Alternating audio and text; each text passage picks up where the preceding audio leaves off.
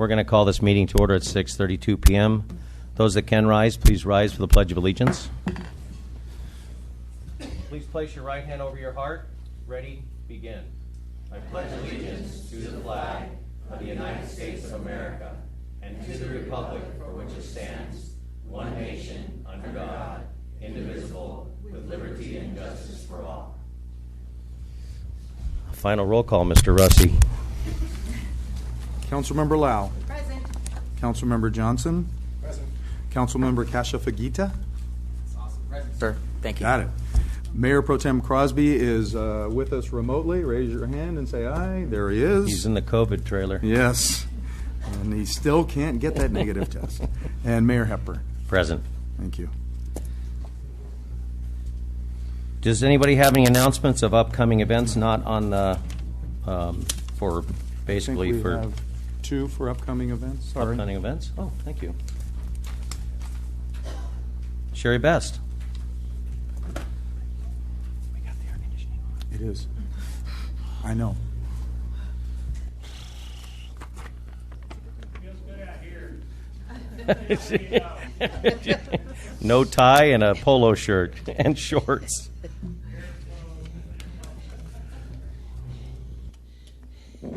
So 2 years of COVID isolation and the Laverne Historical Society has come roaring back with a full year, yes, of activities.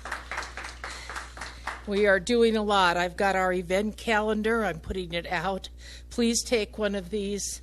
And remember that the Historical Society puts on a lot of events that are free, open to the public. You don't have to be a member of the Historical Society to participate. We're also working hard this year to create a lot of events that are family friendly. And so we urge you to bring your children to these events. So we have a lot going on with the Historical Society. Thank you so very much for all your support. And I'll put them on the table over here after I pass it out to everybody on City Council. Thank you, Sherry. How are we doing on that, raising money for the truck? Well, we could use about $15,000 to $20,000 more dollars. I'm not kidding you. I'll go out to my car just a minute. That's right. Okay. Open that wallet. It's a good cause. We need to donate, so whatever you can scrounge up. They have signed us up for Amazon Smile. Oh, no. So if you purchase things on Amazon, you can become an Amazon Smile user. And every time you make a purchase, you're making a little donation. Painless, because you're going to buy it anyhow, right? So there you go. All right. Thank you so much. Thank you, Sherry. Leah.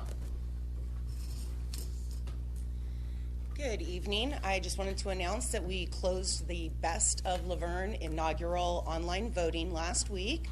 The winners were posted and announced today. They're on the Chamber website. We had over 3,800 voters, 308 contenders, over 12,000 votes cast. So we kind of broke all records for an inaugural Best of. So I hope the community will take a look at all of our winners for second and third place and do a little more exploring in Laverne. Thank you, Leah. Any other announcements? Well, there's a number of people in this room right here that have contributed greatly to this community. First one is previous Mayor Don Kendrick over here. We've got previous council member Robin Carter. Previous council member Muir Davis. Previous. I'll get to him. I'm going down the list. I saved the best for last. Come on. And we've got council member Donna Redmond. Council member Charlie Rosales. Police Chief and Council Member Ron Ingalls.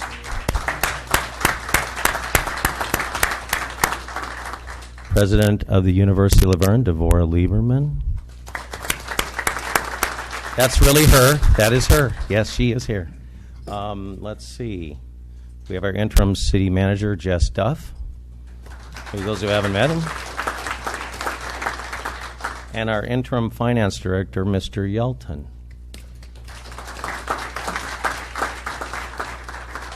One thing for an announcement is the girls softball Little League. Amazing last night. They all came on a bus from the airport and did a fantastic job. The first time in the history of the city of Laverne that girls softball went to the Little League World Series in Greenville, North Carolina. So we're so proud of them. They had a number of games. They had some losses and wins, but it doesn't matter. They went and they came back safely.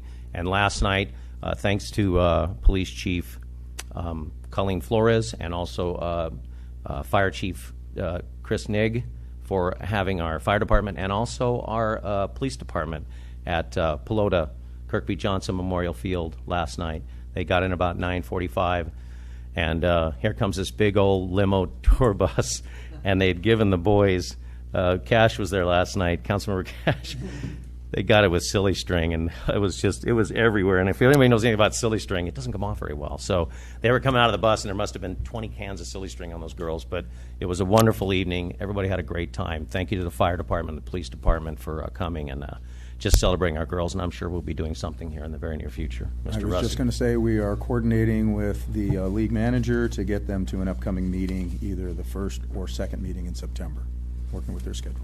And they all were healthy, worse for the wear. The only thing that didn't come off the plane were the bats. Everything else came off, but they were missing their bats. So I don't know. They had put a ticket in for a claim. So, but it was amazing. We're just so proud of them. So we will be celebrating them. Next, presentations, Mr. Russi. Yes, Mr. Mayor, we have a presentation from Metro. Sean Igo, Director of Public Works, is going to introduce our speaker. Good evening, Mayor and City Council. As many of you know, we have our MetroLink double track project that's in design. This is obviously held by Metro. So today I have Brian Balderrama from Metro to give a brief update on that and answer any questions you may have. So with that, I'll turn it over. Thank you. Brian Balderrama, Deputy Executive Officer for Program Management at LA Metro. Our program management department oversees all regional rail activities for the county. One of our major activities is overseeing the 150 plus miles of commuter rail right-of-way in LA County. With that, we're allotted to not only coordinate with all the operators that come through our county, but lead and manage some of those capital improvement projects. And the one we are leading for you today is the Lone Hill to White double track. So if I can get next slide, please. Our project development team consists of LA Metro leading this particular project, working with the major operator Metrolink, as well as your city and the city of San Dimas, supported by our professional consultant team, Moffitt and Nickel. Next slide, please. The project development team we coordinate on a weekly basis, but this slide shows all of the other agencies where we need, as Metro, design approvals from on one project element or another. So we're working with the Transportation Department, which is the Federal Rail Administration. We're also working with Caltrans for the segment that goes underneath the freeway. Union Pacific, because they have clients along this corridor. The county, because they have jurisdictions within the Wash and Creek. The city of Pomona for Fulton Road, just to get their consensus on it. County, that they back up the California Public Utilities Commission, which has the outright rail authority for the area. And on the end, it's Fairplex, Foothill, and University of Laverne, which are important partners to Metro, not only because of their proximity to the rail, but we need their approvals from one specific phase of the project. Next slide, please. This is an overview shot of the project within the city of San Dimas and your city, Laverne, which is just short of 4 miles of double tracking. One of the things that happened during the environmental phase was Your residents wanted to feel the effects of a true quiet zone corridor within those 3.9 miles. So what Metro did from that environmental comment review period was added Valley Center on one bookend and Fulton Road on the other bookend. This way, when both cities apply for quiet zone status, they would feel the full effects between Lone Hill and White as what was initially intended, which is resulting in 12 quiet zone crossings, which on implementation, it would be the largest quiet zone corridor within Los Angeles County. Next slide. The project operates on the San Bernardino line, which is Metrolink's busiest operating line, where they have about 38 trains daily, even after COVID, which was a reduction in their service after 2019. They're slowly ramping up to that 2019 level again as people go back to work, and obviously it's the start of the school year now. So for Metrolink, they have a program where children could ride their trains for free if you just go and register them. Along that line, currently today is a large percentage of single track. Next slide. And that's what we're trying to do as a goal for this project. This is a line reliability project, not a capacity improvement project. The distinction is for line reliability. If you think about a one-lane roadway that you traverse in bidirectional, in order for anybody to get in their car and move to where they need to go, somebody has to pull over on the shoulder. It's no different on the trains. In order for us to get efficiently through a single track, we have to operate where somebody is pulling over to the shoulder for long periods. If there's a freight train coming through and they're not on time, that commuter rail train is waiting 20 to an hour where people need to move. Once we have a double track, we can allow operations for continual movement through the corridor, not only for daily operations, but for incidents. God forbid there's an incident on the corridor. But when there is an incident that is occurring on this location, the entire system shuts down until we can get everybody safely to where they need to go. With the double track, it would continue to shut down the track where the incident is occurring, but at a slower speed, move people around and to where they need to get home or to work if it is in the morning. The reliability part is operationally we can move people more efficiently and change around schedules throughout the day, not without the intention of adding more capacity. So the difference between this and a capacity improvement project is this project, when constructed, would allow for more trains to pass through, and that is not the case. If constructed, this would not allow for a large output of additional trains through this area. That would result in additional capacity improvement projects and other key locations along this corridor that are considered pinch points for the San Bernardino line in order to add those additional trains. Next slide. So where we're at on the project is we've submitted our 60% final design in the summer, and before the end of this calendar year, we'll be approaching our 90% final design. Next slide.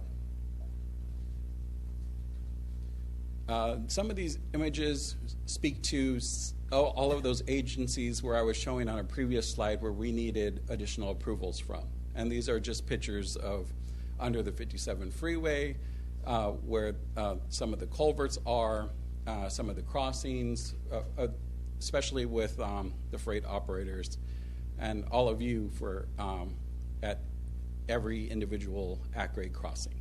Next slide. This is the graphic, and on the bottom, it shows the crossings all within your city, which we start at San Dimas Canyon, and we go to Fulton Road. So as out of the 12 crossings, the majority of the at-grade crossings are within your city or jurisdiction. Next slide. These next two slides are just to give you a quick historical catch-up to where we started and where we're at. We started working with your residents in 2017 on the technical studies for the environmental process. One of the biggest comments that came out was noise and vibration and the impacts to the individual person, in addition to the double track improvements. During that process, we added 40% of the amount of receivers we initially intended, just to improve the data that we were receiving to truly identify the impacts of the project. Through that process, we did capture some areas where it needed, the noise thresholds were beyond what's acceptable. So back in 2019, what Metro did, next slide, is go back to the board, present all of those findings, and ask our board, what would you like us to do next? One of the things that they told us at that time that they wanted us to do next was look at the two conditions, the sound walls that were being proposed and the quiet zone alternative, and compare what would provide the greatest benefit instead of just providing the bare minimum with the transit project. What provided above and beyond noise reduction levels was the implementation with the quiet zone. What that would require was an additional $16 million added to the project in order to add that necessary infrastructure that would qualify the city for quiet zone designation at every crossing within your city. In addition to that $16 million, or if you add that to the total, our current design cost estimate is $180 million for the total project cost to date. Next slide. So one of the things that I mentioned was quiet zone ready. When the project provides all of that necessary infrastructure, and we've already had field diagnostics with every approver out there just to make sure that we not only heard what their comments were, that we're already including what they're looking for. And I'm here to tell you, in the 60% submittal that is in front of them today, we've incorporated all the comments that they provided us in the field, and it includes all the infrastructure that they're looking for. This would allow the city, once construction is completed, to file for that quiet zone designation, and then it would be implemented where the horns would be silenced. Next slide. A question that we're receiving, and this is a good example using Cataract Avenue, is you as a city are experiencing the construction improvements to date for the Foothill Gold Line Authority. So there are crossings at the tail end of this improvement project that overlap. And if you're already going through the construction improvements with that project, why do you need anything above and beyond that from what's being proposed in our project? So what's shown here in the abbreviation SSM is SSM stands for Supplementary Safety Measures. The Gold Line project is putting all of the necessary infrastructure to move their operations once constructed. What our project is doing is adding any supplemental safety measure on top of what the Gold Line is doing that would allow for that quiet zone ready designation. Once you have constructed an SSM at a crossing, the quiet zone cannot be taken away. There are some cities that elect to do a bare minimum approach and take on the higher risk of designing their at-grade crossing to what's acceptable today. And that could change next year, the following year, so they're always trying to play catch-up and hope it works in their favor. What we're doing here by providing these SSMs is taking that out of the equation. And you could see what's shown in those green is the raised median, and the colored crossings are upon the exits would be the additional infrastructure that could be added at a crossing to date that would make it fully secure not only for vehicles but for those that are non-motorized vehicles using the sidewalk. Next slide. Outreach. So we're going to have some community meetings at the end of the month. The first one will be in your city on the 30th. We'll have a virtual event on the 31st, and then we'll be in the city of San Dimas on the 1st. For more information, we have a booth that we're manning outside. If you want to leave us with any questions in advance of those events, or you want more information for those particular events. But we can leave you with the information that we have to date, which is some flyers preparing for those events. And then those of you that were involved from the very beginning, this is just an introductory meeting, just to present that we got approval. LA Metro was no different than all of the other municipalities when the pandemic hit, where we had a major reduction in budget and had to adjust. The importance of this project, we petitioned every year to include in the budget, and after 2020 going into the 2021 fiscal year, we got approval from our board to fully fund the final design. When Metro starts a final design project, we have resources to our grants department that allow us to look at every state, federal, local opportunity to fully fund the construction improvements, and that's our intention. Our intention is to continue looking and overturning every rock until we got this project fully funded so we can go into construction. If you have any questions and you don't miss us out and you miss us outside, here's some ways you can contact and leave us additional information. Council, you have any questions for Metro? Mr. Johnson. I've got a couple of questions, or three actually. What timeline do you have for construction to actually start, say, on White Avenue? LA Metro has a policy until we have the dollars in the bank, we can't develop a construction schedule. Okay. Because if there is a single private-public partner that we have to go through an acquisition process, it would not benefit them if we started a process and we're able to pay them. Yeah, the reason I asked that specific question is that we have a underground electrical program in the process right now, and we've gone under the gold line track, but we did not go under the blue line track. Apparently, that was for some reason omitted. But I would like to get those wires underground if there's any way possible. So coordinating that would be very beneficial for us. Oh, no, not a problem. Well, there's definitely time for coordination. I'll be in touch with your city staff, and then we'll figure out the details. Great. And you mentioned quiet zones at White Avenue. Fulton, will that have a quiet zone as well? Yes. So from Valley Center on one bookend to Fulton on the other end, FRA assured us that with everything implemented as shown on plan, we would not have a problem getting our approvals. Okay.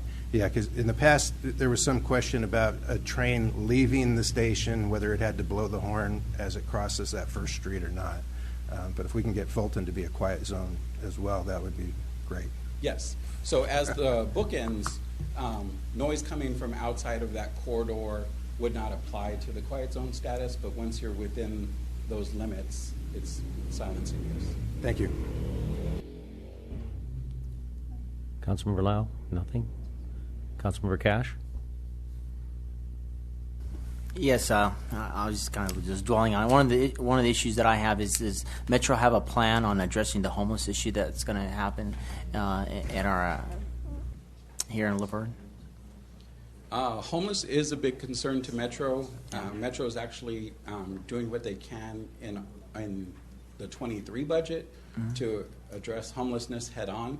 One of the things that we did with our partners at MetroLink is increase our funding by $1 million to support any trespassing, homelessness encampments, especially shown within the railroad corridor. Well, I'm sorry. Would that funding come to our city to be used in order to exercise some of that? If you see any activity within the railroad corridor in Los Angeles County, Okay. you can definitely give us a call, and we would put Metrolink on. I don't mean to put you on the spot. I'm just. That's what I'm here You for. know, a lot of people have that. I'm not a construction guy by any means. Engineering wasn't my undergrad. However, one thing for me is our safety and security of our community. Trains are great. I used to live right by 100 feet away from the here on Walnut and C Street. It was my first house that I purchased here in Laverne. I used to see that train going left and right. I don't think there was a quiet zone anywhere near there. The time that train go off, I'd drop like a tray or two in the house. So, but anyhow, It's right now at Metro. It's all about equity. So Yeah, that's great. If we can do something, the very start that our board saw was improving Metrolink's budget to address any activity that shouldn't be there along the railroad corridor. thank you. Councilmember Lau. Would you mind sharing the information on the meeting on August 30th and August 31st, just because we are being recorded in addition to having a live audience, so if anyone is able to watch the meeting, they can get the information without having to go the other routes that you identified. So do you have the information on the meeting on August 30th and 31st? Yes. Okay. Josh, do you have a flyer? So Josh is coming over. He's one of our.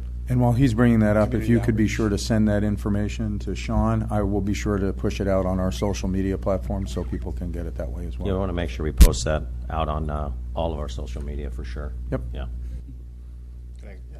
Okay, so real quickly, we will be here Tuesday, August 30th from 6 to 8 p.m. So we'll be using this space for the community meeting. And then virtually, on the flyers out there, we have a link. So you can go to that link and register for the online webinar if you prefer that. And then San Dimas's meeting is going to be Thursday, September 1st at their Plummer Community Building, and that will be from 6 to 8. So all the information will be relatively the same, but the meetings in each city will be more tailored to the community that it's in. So we'll be able to answer your questions. We'll have representatives from the Gold Line Authority as well as Metrolink there if you have any questions for them as well. You did say taco truck? I'm just, I wish. Just clarifying. Can't do margaritas and beer, but we can do a taco truck. Thank you guys very much. We do appreciate it. Our city's looking very forward to these quiet zones. And as we have our, I'm not sure what it's called now, but the Gold Line, L Line, Blue Line. But as we finish that and putting in the infrastructure, as Councilmember Johnson said, if there is anything, I know our Community Development Director, Eric Shear, there is one issue that we want to make sure we don't have to tear anything out as we put this beautiful stuff in. So work closely, but we're looking very forward to that and communicating and making sure our residents get the information they need to, because it's going to make our neighborhood much quieter than it has been. So we look very forward to that. Thank you very much. Thank you. Thank you.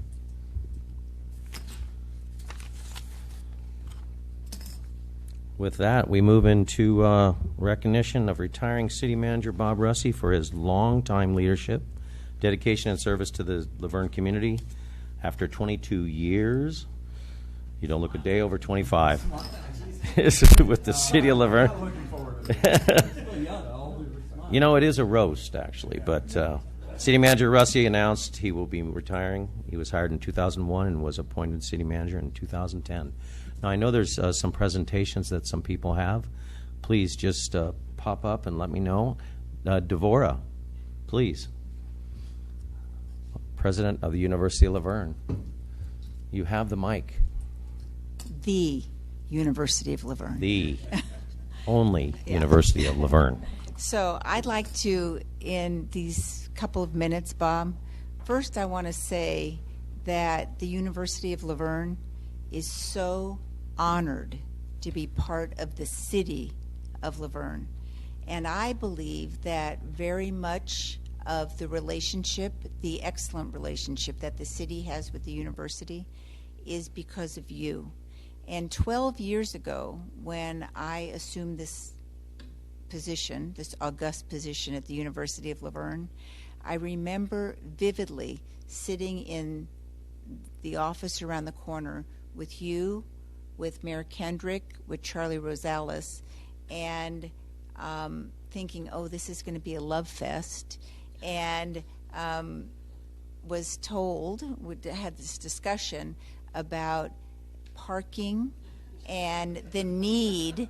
And, you know, Don Kendrick very wisely said, we don't have a parking problem, we have a walking problem. And I was like, well, good, I'm free, I'm done here. And through this discussion, the discussion was about not how are we going to be adversarial, but what can we do together so that the university is better and the city of Laverne is better. As a result of that initial conversation, we built this lovely parking structure, which I think addressed our issues and the city's issues. I bring that up because that was about 11 years ago, almost 12, and I believe because of your leadership with the mayor and with the city council and with others, the relationship between the city of Laverne and the University of Laverne is an exemplar for the entire country. And this, you don't often hear of Town Gown being not a love fest, but Town Gown being so willing to compromise, to collaborate, and to build bridges between the city and the university. Bob Russey, you are a testament to what it means to be a bridge builder. And we thank you on behalf of the entire University of Laverne for making us better and making the city better. Thank you very much.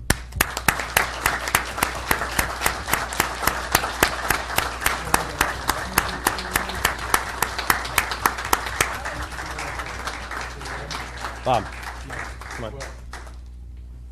Can I suggest that we do these photos after? With that, you're going to stick around, or are you leaving? You're leaving.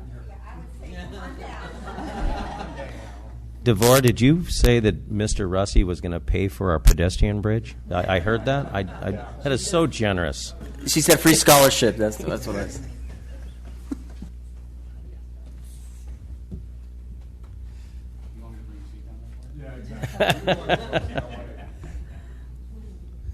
Previous Councilmember Robin Carter, come on up. We get everyone here.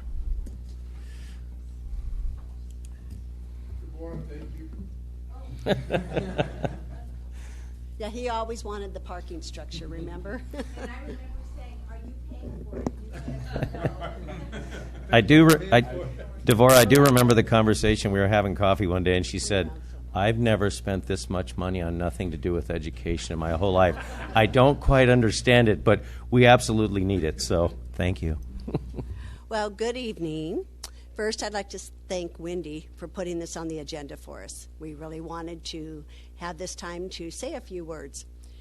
Bob, as you can see, every council member that has ever served with you under your leadership is here tonight. When I contacted all of them to see if they were available to come, because we wanted to do this, they dropped everything they had. Tonight is even Donna's birthday, and she gave up her birthday dinner to be here. Margaritas. There's a lot of love here for you, Bob. I just want to say a few words because then they'd like to say something. I just want to thank you for your leadership. You always led us as council members, and that's why I think you have the support here tonight of everybody that served under you. And Rick, too. He couldn't be here tonight, but I've been in contact with him, too, is that you let us as council members let you know what the community needed and what we wanted to do. Even when we came up with an idea, you sat down with us to see how can we make this work. Is it the right idea to go forward? But you let us be the ones to make the decision. And I thank you for your leadership. I thank you for your friendship. And I will turn it over now to the rest of the council. But thank you from the bottom of my heart.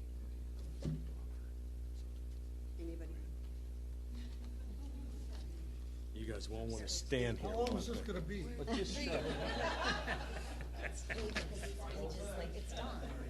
I told you I gave you a warning, Charlie.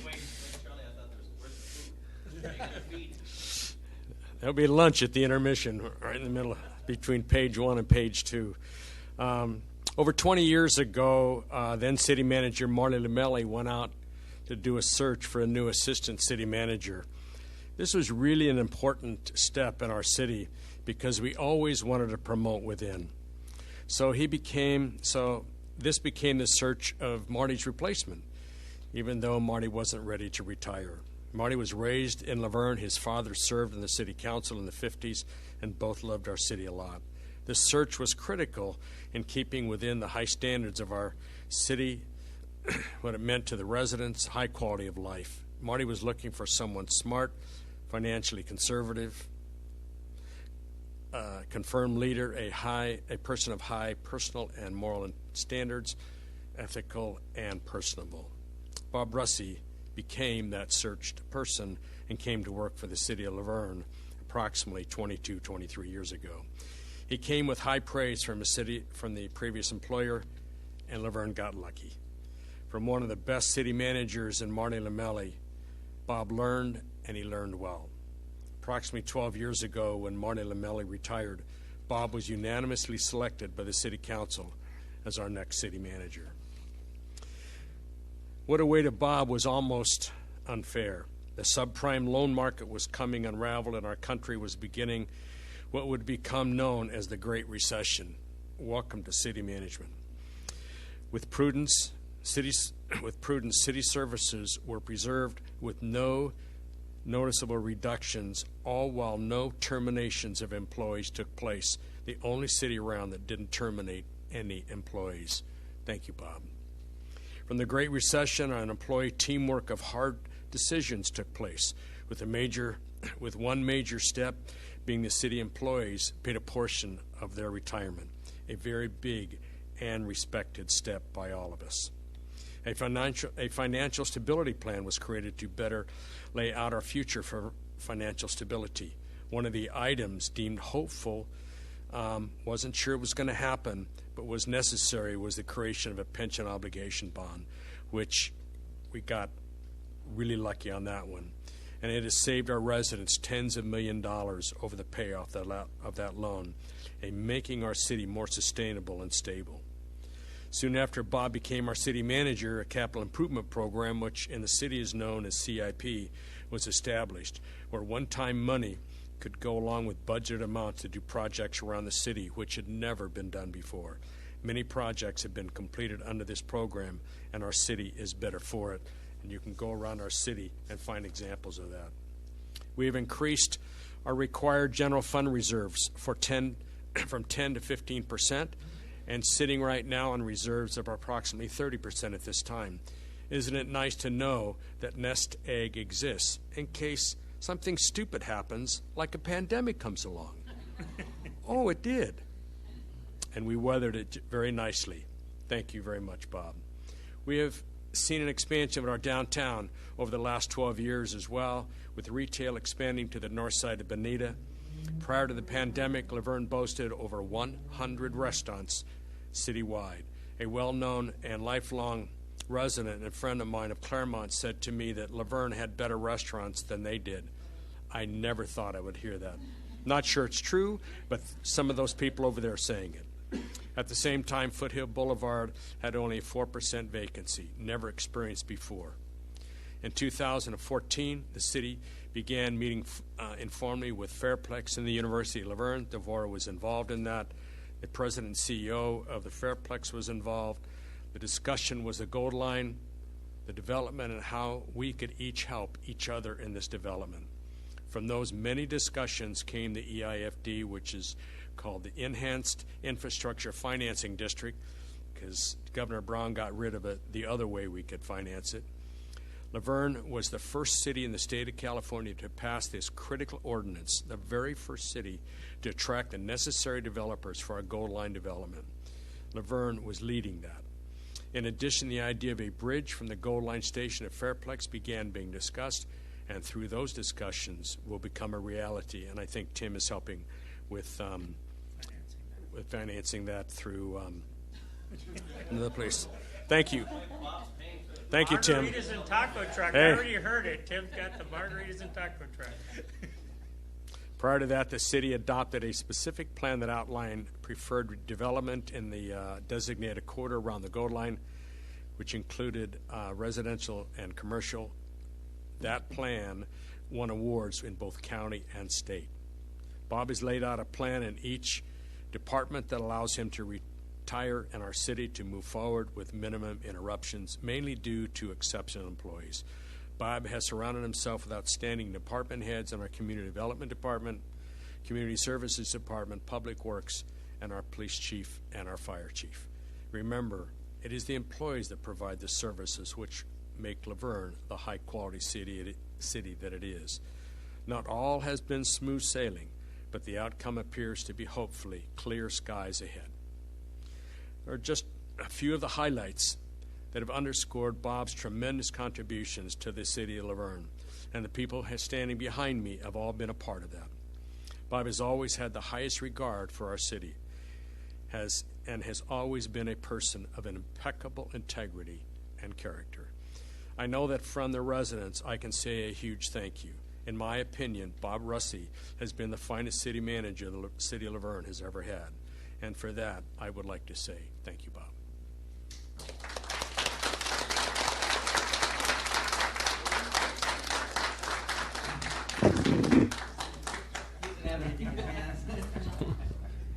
That's why I didn't. You want to read it? That's why I didn't follow Robin, because she always took the thunder from me at that time. But Don did the same thing. I would like to thank you for giving me the opportunity to exercise some of the ambitions that I had for the city in economic development. I'm not sure that I can go through all the things that you and I talked about, where you expressed your desire for me to calm down. How many times you said, "Are you crazy?" And offering me narcotics to make me sleep. That aside, thank you for all the efforts that you had given to the city to make us who we are. We took on some ambitious programs, and I thank you for allowing me to be on some of those programs. And I wish you the very best in your retirement, and we'll get out and tee it up.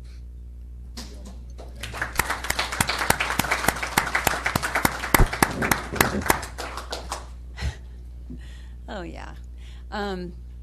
Bob, thank you. 10 years I was served with you. You always used to say, let me get this right.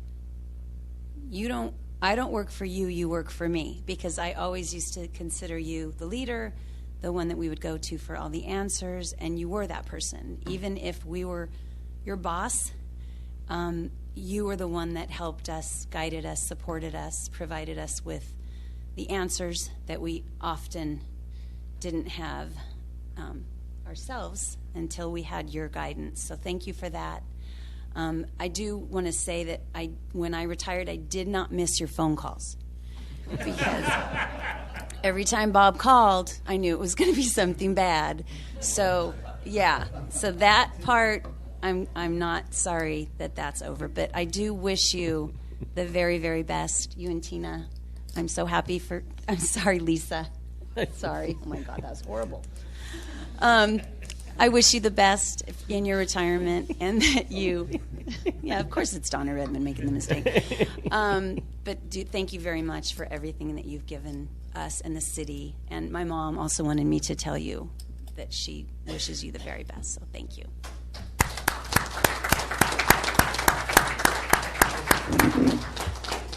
After Don's speech, I thought we might be here for Donna's next birthday. That went also well. But fortunately, that didn't happen. I retired from the police department 17 years ago, giving away my age a bit here. But prior to that, with City Attorney Bob Kress and an assistant city manager from Claremont, I was on the panel that hired Bob. I can remember vividly, he did a great job in the interviews, you might imagine. But after that, I went in to see the then city manager, Marty Lamelli. I said, Marty, don't be cheap. We got to get this guy away from Walnut. So don't go cheap. We got to have this guy. He'll work out very well for us. I hired a lot of people over the years in different capacities, and I got to say, you were probably the most successful person that I ever was involved with in hiring. And you've done a fabulous job with the city. And I worked with you as your assistant city manager when I was police chief, always very supportive of public safety and the police in general. So again, Bob, thank you very much. Enjoy your retirement, and we'll see you on the golf course. All right, buddy.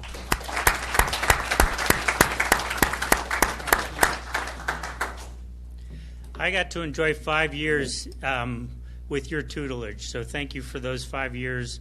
We got to create some interesting and fun and really outlandish solutions for our wonderful city here in Laverne. And in every step of the way, you were both supportive, as if rolling out a buffet that nobody knew what was there, but by the time we were done with it, we were all surprised at the wonderful things that we were able to create for our city, such as the pension obligation bond, as well as figuring out ways to help finance our restaurants or community businesses in ways that the state had decided that should be more local. And I do get the pleasure of reading a certificate of recognition that we, the council, have prepared for you. Or rather, I should just own it. I wrote it. So whatever's embarrassing, it's on me. Whatever they like, they can help accept. And we also have a gift for you and a card. Recognition for your service to Laverne, 22 years. Whereas we, the council members, past and present, want to recognize the many years of Bob Russey's service to our city. Whereas Bob Russey is retiring and beginning a new adventure. Whereas council has oftentimes sent Bob round and round, as attested by remarks of the other council members. Now, therefore, on this day, August 15, 2022, Donna Redmond's birthday, we, the undersigned, offer Bob many thanks and a round or more of golf to play at Tustin Ranch Golf Club. And you'll need to get Rick Crosby's signature on here because he's COVID.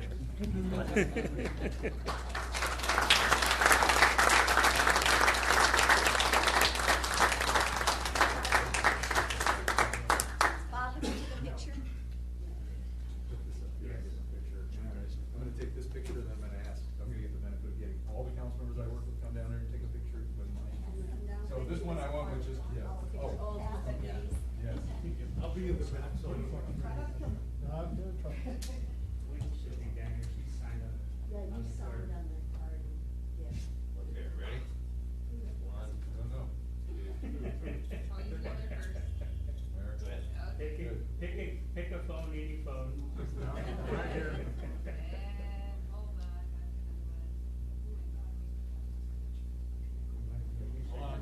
Hold a smile. All right, let's see. Supposed to be lower, make y'all look taller. Here also. There we go. Thank you. Can I get one with all the council members? I'd love to get you all in. This is very unique. With the exception of Robert that you pointed out. This is everybody. And sorry, Rick. Get back to stand for the screen. This is the mayor's phone. It always works.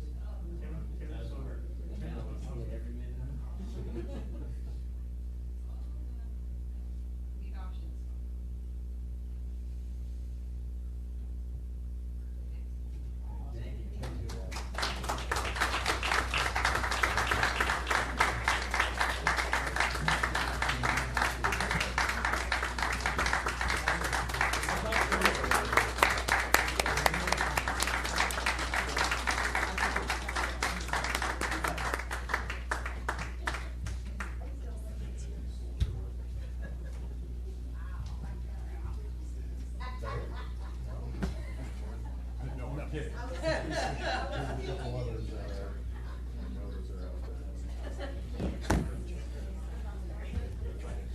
Anyone else?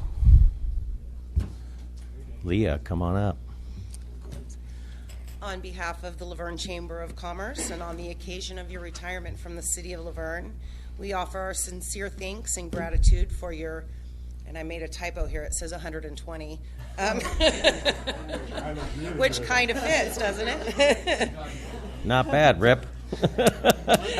Years of dedicated service. How do you feel about that, Lisa? Was it Dorian Gray? What is that? We are extremely grateful for the years of assistance, guidance, and outstanding leadership you have provided throughout the years. Personally, it's been a privilege working with you.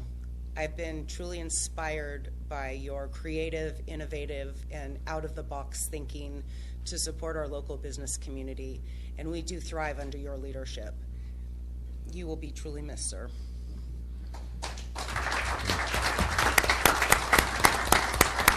Wait, you want to do a? You want to do a? We'll do a picture after. Yeah. Vicki, the most beautiful, unbelievable certificates that anybody makes is Los Angeles County. Yeah. Hello, and as a small token of the supervisor's gratitude for working so collaboratively with our office, Sandra, who transferred downtown, shared a lot of moments with me and times when something was going on and we would say, Bob's going to call soon. And he sure would. But Bob, you've really had the pulse of the city. And not every city manager is as passionate and motivated and cares as much for this community. I can say that since I work with a lot of cities. So thank you for all these years. I'm sure you're ready to relax a bit. And on behalf of the supervisor, I hope that you really enjoy your retirement. And thank you for all you've done. Thank you, Vicki.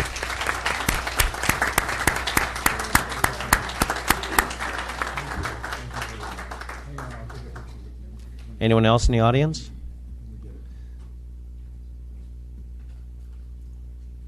George.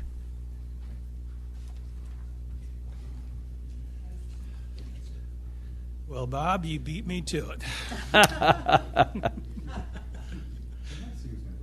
Yeah.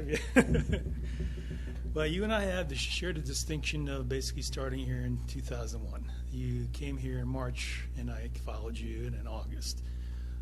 It's been over 21 years, and the one thing that stands out is that the amount of how supportive city staff have been toward me, toward my crew, toward library programs and services.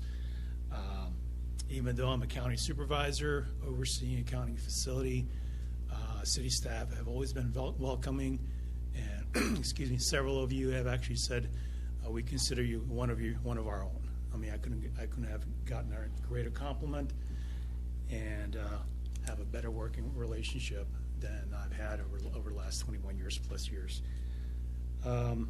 This didn't happen by accident. The city supporter library is directly due to your leadership, and as city manager, and it quickly showed itself in several situations. And you probably remember several years after I started, the county cut our periodicals budget drastically to the point where I would have to drop 30 titles from our collection. Because of the reception I received from you, from other staff, I decided to contact you to see if anything can be done. And I explained the situation to you, and you entered the conversation saying, George, give me a few days, and I'll see what I can do. I didn't know what to expect. I knew what you said was genuine, was sincere, so I would have been perfectly happy just if there was no outcome, I just knew that you made an effort to try to do something to help with the library. I had a pleasant surprise a few days later when you told me I'm collecting checks from the Laverne Firefighters Association and Police Office Association, and those funds covered the cost of keeping those 30 magazines. Later on, when we introduced the books for the military program, where the Friends of the Laverne Library, they purchased or collected brand new or like new books that were sent to Laverne residents serving in the different branches of the military. This went on for several years. I collected anywhere from 800 to 1,000 paperbacks every year, and I carted those to the community center next door, and I watched the city staff, the community center staff, package those paperbacks, and the city paid for the shipping. Amazing. I couldn't ask for anything. And throughout the years, you have indirectly and directly supported our programs and services. You have promoted our work on your city newsletter. You have made space plenty of space available at Parks and Rec and the Community Center for our regular flyers. So I just want to say thank you from myself and from my staff for all the support that we have received. And I know this is your last city council meeting, and you're off to your new adventures in your retirement, so congratulations. You've earned it, and thank you and Godspeed.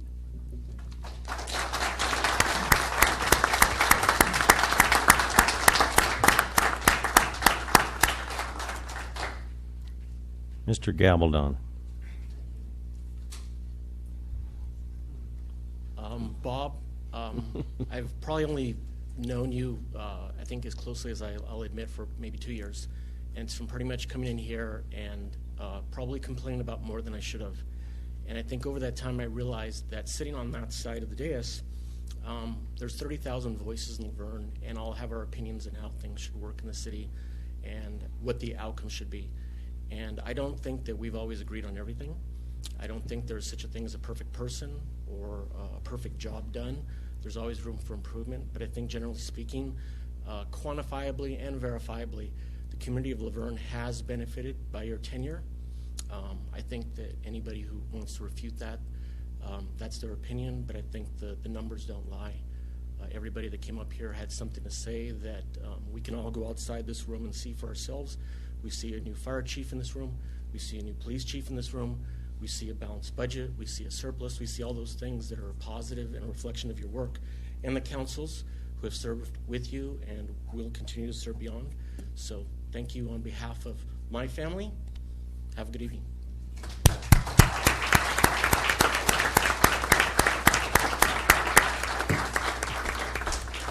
Sherry Best.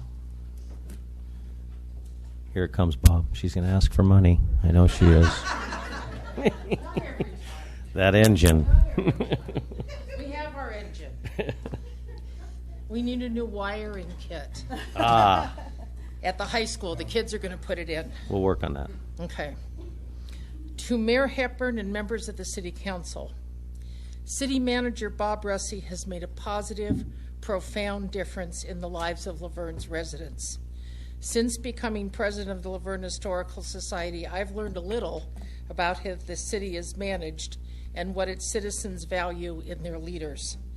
Mr. Russey, in all our interactions, you have been thoughtful, encouraging, and deeply acquainted with all the topics of discussion. At council meetings, I've admired your prudent fiscal analysis that's always kept the benefit of Laverne and its residents at the center. When you respond to residents' questions, it is always with even-tempered respect. Over time, I've developed a profound sense of trust in your comments and decisions. My trust is now placed in the hands of our mayor and the members of the City Council to select a city manager with Mr. Russey's managerial qualities and his strength of character. This will be, as they say, a heavy lift. As they bend to their task, I want to thank Bob Russey and wish him much happiness as he begins this next chapter of his life. You are so very deserving of our praise and thanks. Thank you, Bob.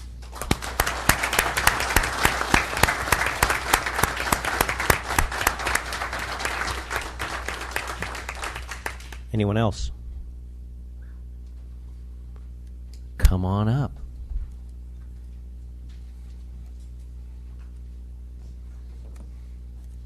Good evening, everyone. Kathy Kalusek.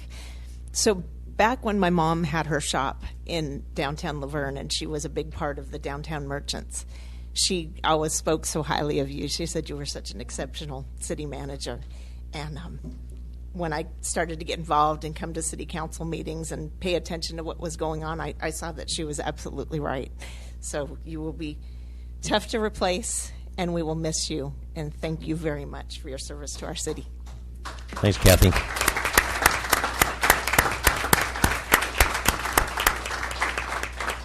Mr. Allison. I want to be quick because a lot more important people said a lot more important things than I did. But one thing I want to just lift up in this space is how you've let all the residents feel seen. We are a diverse city, very diverse city, with diverse narratives and backgrounds and opinions and perspectives. And you've weighed those in such a masterful, authentic way, and you've exuded real leadership. And as a black man in this city who's often wondered whether or not my family has any place here, you've constantly reiterated the fact that we do. And that's because you've allowed us to be seen, you've allowed us to be heard, and you've weighed the interests of the people here in this city so that we can all have a voice. Cassie exists because of your leadership, you and Don Kendricks, and that's something that I think the city will be indebted to you for in perpetuity. Thank you, Bob. Thank you.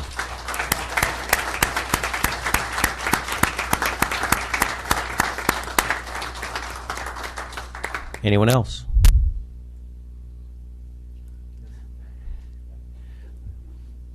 I'd like to say who you are, but I don't know who you are.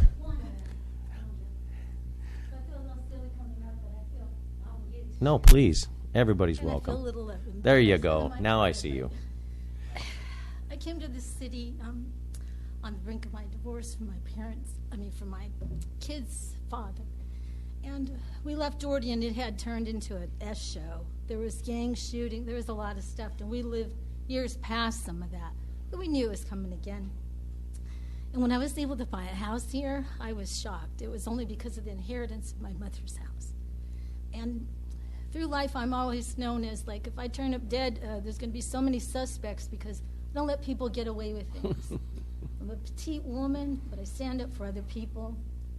I have a loud voice, and I'm someone to contend with. And I make things happen when I have to. But sitting here, by the way, if you don't want to cry, pinch your nostrils real tight. It works. I'm telling you, it works. Okay? It looks funny, but hey, that's Looks okay. horrible. But the thing is, I didn't even realize till tonight, and tonight I'm here for the first time because I'm going to bitch about the Metro, and they better get on their public safety stuff, and I'm with you, Cash. Okay? But the thing is, I'm realizing, I worked in the city of Alhambra for a couple of years in my young life, youngest city, department head secretary. And I remember we'd get a call from the city manager's office, and we'd be like, okay, the palm fronds are down. What do you expect? It was like 60-mile-an-hour winds, and it'd be so annoying. But I became very aware of how when a city isn't working right, oh boy, do you hear it. But I've been quietly living here with my kids are well. Life is happy. I haven't even had to think I haven't even known who any of you people are, except for Kendricks, because he keeps showing up on some mailer that comes to my house. You've done a fine Good job, Don. You've done a fine job. I've been in my job as of last Sunday for 21 years. I don't know how they kept putting up with this, but they did. And thank you. As an ordinary resident, thank you so much.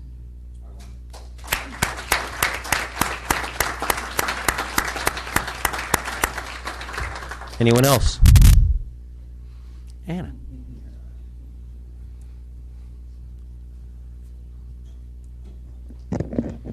Well, it's nice to see everyone here that I haven't seen in a long time. And Bob, it's been fun. It has been fun. I mean, we've had our disagreements. There's been fights. There's been everything going on in the city. And I got to say something about Bob. This guy is a professional guy. No matter what's said to him, he sits there and he maintains a professional persona all the time, and he takes it, and I appreciate that. I like professionalism, and you are really good at professionalism. And I don't know if we've had some discussions before that we agree, we disagree with a lot of people here, but that's how life is. And I will also say this about Bob: he's a smart guy. He's a smart guy. It's because he's Italian. And he married Lisa. That's right. Yeah, I got it. I took it away from you. So, good luck, Bob, and ciao.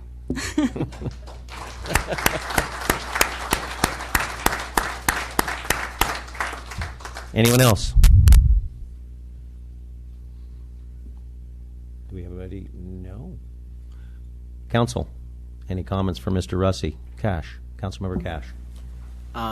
forgive me for being junior but going first, but I know you guys had time. I just wanted to let you know, prior to me getting here. Your time's up. Sorry. Thank you so much, Mayor. I want to thank everybody. I want to thank all those that came supporting me. Thank you. I said to you, and I'll say this again, there's one word to describe you, and that's resilient. Straight up. I appreciate you. And Councilman Rosales, yeah, he's already telling me no. I'm not trying to land a spaceship. I'm not trying to land a spaceship, but I appreciate you. You're professional to me. Any questions I've asked of you, you have answered. And you provided me with feedback and information that I need. Fact, right? Truth but verify. That's what I always believe. Trust but verify. And it verified every single one. Thank you for being professional. Thank you for being there when I had questions and the emails and the wild ideas that I might have, humbling me. It's always a learning experience. I come with passion to want to do good. So thank you very much. I'm sorry I didn't have that as much time as some of these amazing people have had with you, but I do have your number, and I know where you live. And as we said, it's never too far in a state car, but I'm not using my state car. I want to apologize to your wife because I am going to be coming down saying hello, asking for some questions. I want to apologize ahead of time. You know what? Because I truly believe somebody who has this much wealth of information and knowledge and experience cannot just go away. You're just not going to go away. Sorry. But it's just not going to happen. Because I love what I see in our city. And if you look around, it's because of leadership. It's because of people that worked hard to build it. If you like it because you don't see graffiti all over the place, right? Thank you, Chief, for always being there. Appreciate you. Thank you for always managing all that. You don't see other cities with potholes everywhere. Everyone's running and getting new tires all the time. I mean, there's little things. But these little things add up. That's why I tell my wife I do all the time. These little things I do add up. What do you do in our house? Well, these little things add up, right? It is what it is, kid. That's what they always tell me. So thank you very much. I appreciate you. And I look forward to seeing you in the future. Stay strong. Army strong. Councilmember Johnson. Bob, wanted to say thank you. Thank you. You've put together really a great team here at the City of Laverne. Appreciate all of that. Happy trails and enjoy your retirement. Councilmember Lau. So, Bob, I want to say thank you for all of the times that you took my call, not even when I was got on council, but before, when I was on Planning Commission and when I was thinking about running. You answered a lot of questions about the process, about what to expect that I think, I appreciate, just because it takes time out of your day and you've got a very big job. So I appreciate that you not only did that for me, but I know you did it for other people who are running and who have run. And that's a huge deal, because I do think that accessibility into these roles is important, and you helped make that happen. You helped make that happen. I also want to thank you because some of the things that people may not know about you is how giving you are of your time to people who are not your staff, who are not residents of this city. I called you because I had a student at the university who said, I think I want to work for a city one day. I said, I got a guy. So I said, Bob, would you mind speaking with this student? And she has gotten a job now, and she credits a lot of that to the ability to be able to speak with people like you who take time out of their day to give of themselves, to give guidance, to give mentorship, and that means a lot. You are shaping generations, and that is very much appreciated. And I will miss having you as city manager, so I'm still a little mad at you. I'll get over it. But I am sure we will still see each other, and I'm sure you'll still have to take some phone calls from me when I go, what does this mean again? And then have to have you yell at me too, because I have the same thing. That when Charlie brought that up, I was like, oh, it's a good thing I'm not the only one that he says that to. Wendy, take it down a notch. Take it down a notch. So thank you. Thank you very much.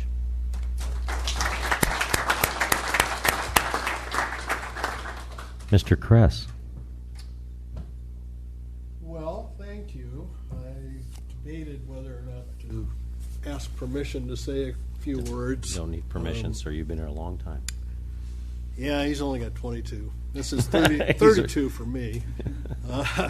And as Chief Ingalls mentioned, we were both on the panel that hired this guy. So it's been great. I shared with Bob a few months back, even before I had any inklings that he was going to retire on us.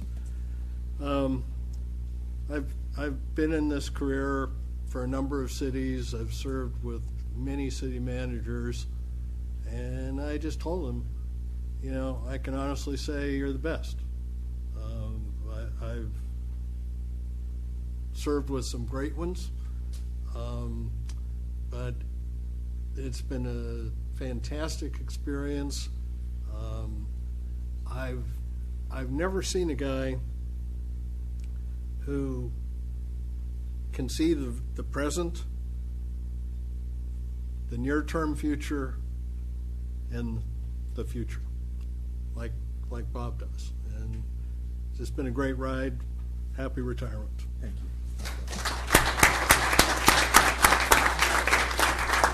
I almost forgot about Councilmember Crosby, so I will mute my mic.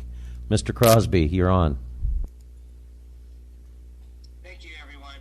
Bob, the mark of a true leader is to look at the people that you put around yourself, and want to make sure your department heads show that you really care about the city, that what you've done, and your legacy will last long after that you are gone. Now, you're not only a city manager to me, but I really truly believe that you're a friend. So thank you for everything you've done. And now to the best decision that you've ever made, Lisa, he's going to be on now all yours. So congratulations. Thank you. Assistant City Manager, would you like to speak right now? I'm going to put you on the spot. Definitely putting me on the spot. I actually spent a lot of today writing a special note that we'll share with Bob tomorrow during department head. But obviously, I've been here almost as long as Bob. Have appreciated your mentorship and your friendship, and obviously we'll get together many times past tonight. But thank you for everything. Thank you. We do have other staff. We have our police chief, Colleen Flores, our fire chief, Chris Nigg, and we also have our public works director, Sean Igo. We have Lupe. Anybody else wish to speak right now, or are you going to wait for another time? Okay. That leaves me. Bob. I came on as a low little council member in 2015 after serving on the Planning Commission.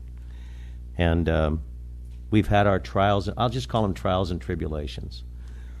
But when I took over in 2020 with Councilmember Crosby and Councilmember Lau, with Councilmember Muir Davis and Councilmember Robin Carter, we basically closed the world down with a pandemic. And we did more stuff in those 2.5 years than I can't even comprehend how successful we were. And we were successful with the previous council that just came up, and all of you out there. We did a lot of things with the community's backing, but also just to put the stones in place to make a good foundation that was already good, but we made it better. And just some of the items that we did while the pandemic, one of the big ones was Affaball Page, a prison, and I thank the county for that, but I also thank your leadership along with our community and rose to the occasion to stop that and really get in the way of something that would have been devastating to our community. The EIFD, Mayor Kendrick, that was one of your babies. Very successful. It is proving to be extremely successful, and with your leadership on that with the county to be one of the first cities to ever enact that was extremely impressive. Gold Line, Councilmember Carter with Mr. Russi. We would have never been this far without your leadership also, Councilmember Carter. That was amazing. Mr. Rosales, the Gold Line and maybe a hotel someday, well, that's probably going to come to fruition. And with the parking structure, you know, your leadership, even though it has nothing to do with education, you know, it's still, it houses students in a safe parking structure. during the pandemic, we put together business assistance grants. Then we put back, again, your ARPA funds, getting the ARPA funds was incredible. $7.5 million. We were able to give $1 million in business assistance grants, $500,000 for our community, for homeowners assistance grants and mobile home communities assistance grants. There's just so many things that we did this in 2.5 years. But the foundation was laid by our previous council members and yourself. And truly, it was proven leadership. And we did agree to disagree. But at the end of the day, we brought this community, all of us, into 2022 after the pandemic and financially stable. And we have a new fire chief. We have a new police chief. We have a new public works director. We have a nuance of new individuals that have great ideas to make sure we keep our community safe, but also push us through with all sorts of great grants and stuff so that the backs of our residents aren't bearing on the taxes we have to pay, that we actually can get funds from our state and federal partners. And you, along with us and all the council, have built relationships with our state and federal electeds, and that makes a lot of difference because they look at us, they give us money. The Gold Line Bridge is one of those, so and it keeps coming. So I just want to say thank you. It's been a pleasure and an honor working with you. Even though we've had our differences, we did a hell of a job. But you have done a great job for this city, and you left it in extremely good shape. And there are going to be some big shoes to fill, but we'll work on that. And I want you to make sure that you do all the painting and cleaning for Lisa, and making sure that you, forget that, huh? He is Italian. He shouldn't. He is Italian. He knows how to cook. He better, right, Anna? Anyway, thank you very much. I do appreciate your leadership. It's been wonderful for this community, and you've always looked out for the community first, and we do appreciate that. Thank you.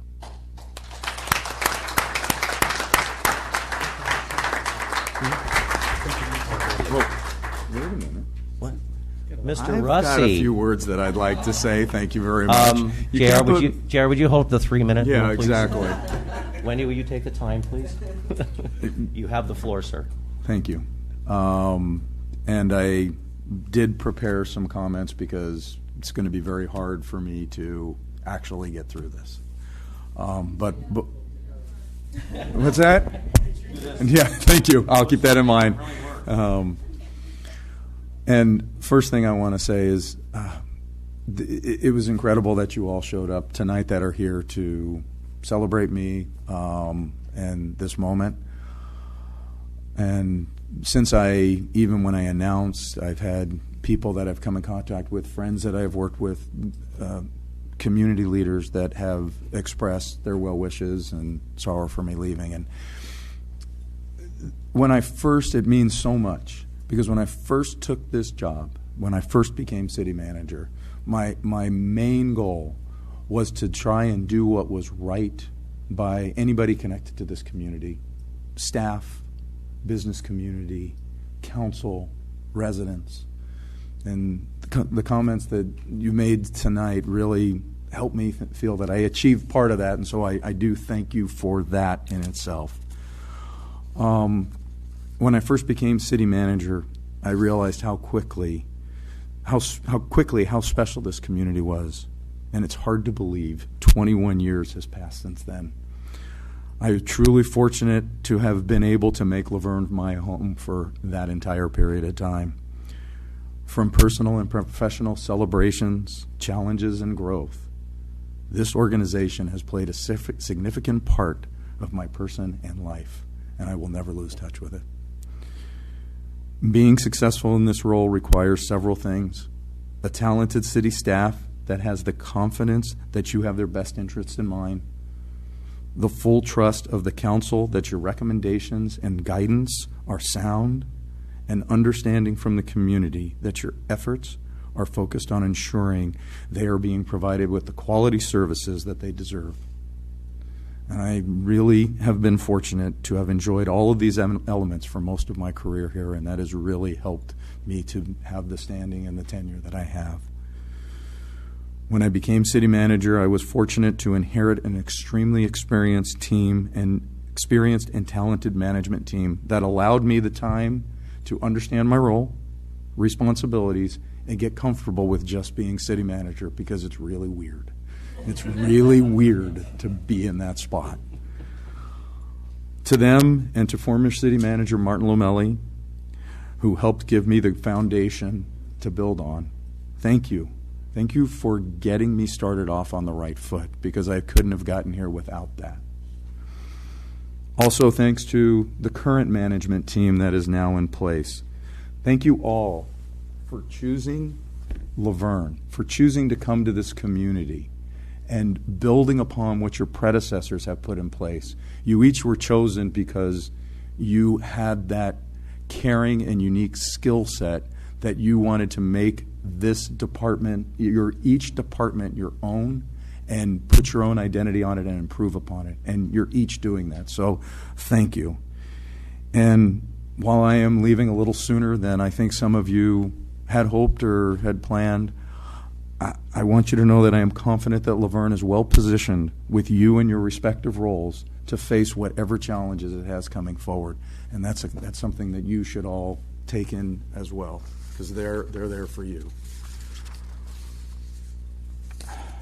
As to the rest of the city employees, past and present, I am proud of the work we have collectively done, the challenges we have overcome, and accomplishments we have enjoyed, all of which I believe have and will make this community a little better. To the council members, those that originally hired me and those that I have worked with up until tonight, thank you for being great partners, collaborators, and confidants. We made a great team. We did. I hope you are proud of what we have done and the role I have played in assisting each one of you collectively and individually. I have always valued this assignment and that I have been entrusted with, and have never taken the responsibility for granted. I believe I have always let doing what is best for the community and the organization be the measurement for the decisions and recommendations I made and actions we have taken. I know there are some that probably don't agree with that, but I believe anyone who would be faced with the same understanding of the issues and the consequences of the choices we had in front of us would have made the same decisions that we did. I don't know what the future holds for Laverne, but I hope it will continue to prosper and be the great community it is known as, while still keeping in touch with its core tenets and its historical values. I can tell you we have been blessed by the reputation as not just an organization, but a community that values and appreciates the employees and the hard work they do day in, day out for the benefit of the citizenry. I caution you, and if I had to give an ask of something as I walk out, please do not let the voice of harsh criticism be the only voice that these employees hear. I have watched what happens in agencies where this occurs, and the effects are devastating.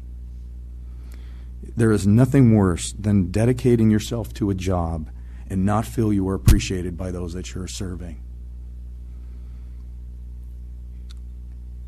For someone who has never thought being a city manager was his path, I am so glad I had this experience.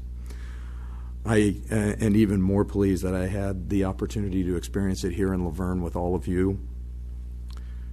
Naturally, I will look forward to my next chapter and other opportunities that await me and my wife, Lisa, and our daughters, Jessica, Amanda, Olivia, as we enjoy watching their lives unfold.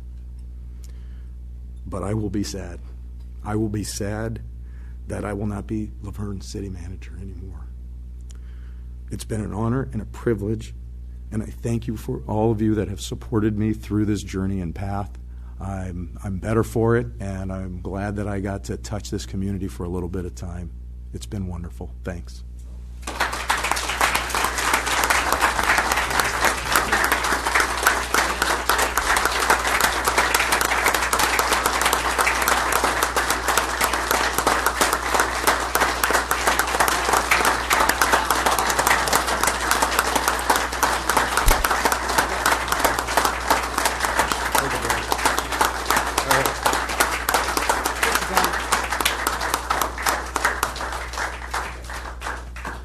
all. All right, can we take a break?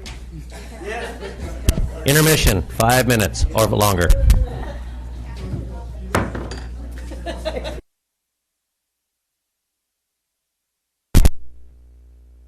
If we could everybody take their seat, we're going to get this meeting back started again.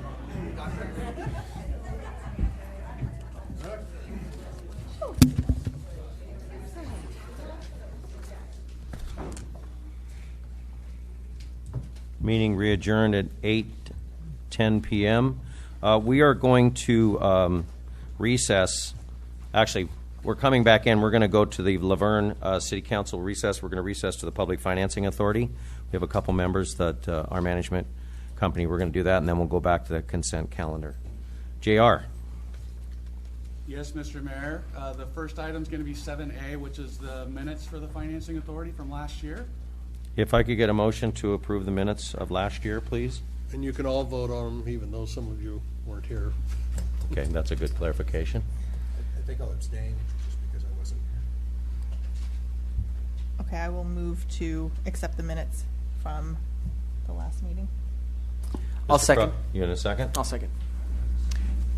And we do need to do a roll call vote because of Councilmember Crosby being virtual. So let me get to my. You want me to do it? Go ahead. And I've got to say the right thing. Yeah. Not that anybody's board. watching you. Turn yours off. Oh, yeah. And it would be Chairperson Lau. Aye. Excuse me, Board Member Lau. Aye. Board Member Johnson. Abstain? Board Member Kashif Aligita. Aye. Good effort anyways. 100%. And then this one might just take me a second to get queued up. Board Member Crosby. Yes. And Chair Hepburn. Yes. We Thank move you. to item B, sir. This is, you've got the field.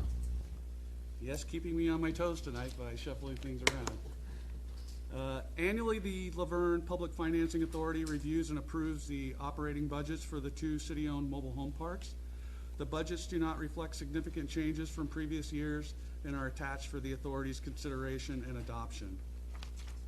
Revenues are expected to be relatively flat with an estimated 5% increase in space rent beginning in March of 2023. Included with this year's budget is $15,000 to re-roof the small clubhouse, $16,500 to paint both the small clubhouse and car wash building. Also included is $40,000 to convert areas of turf to drought-resistant landscaping, and $35,000 has been allocated to the final phase installation of the water meter project, which is well underway. You may remember in last year's budget, we actually allocated half that cost to be done in that fiscal year. How much are they done now? Is it a third, 2/3 complete? We're over half. Half? And Great. I'm looking to the audience. John Davis and Katie Davis with Haven Management are here just in case I don't know an answer to one of the questions. As part of the bond financing utilized to purchase Laverne Mobile, the Homeowners Council reviews the draft budget and provides feedback for consideration. They have approved and reviewed and approved the proposed budget. Additionally, the mobile home park liaisons, which include Mayor Hepburn and Mayor Pro Tem Crosby, have been sent the budgets in advance to review and see if they have any questions. And then, of course, staff has reviewed and submitted questions and received answers and responses to any of the areas that we had questions on. For Valley Rancho, expenditures for this mobile home park budget are similar to prior years, with additional funding going towards refurbishment and repair of park-owned facilities. Additionally, there will be a rent increase of 5.9% as of September. This park isn't just where you have an owner of the coach and then they're renting the space. This park includes RVs, and then there's also units that the city owns. And so that, when I refer to that type of rent increase, that's what I'm referring to. A little different than a space rent. And that's going to be in place actually in September. And then there will be a management fee per the agreement that we adopted with Haven Management.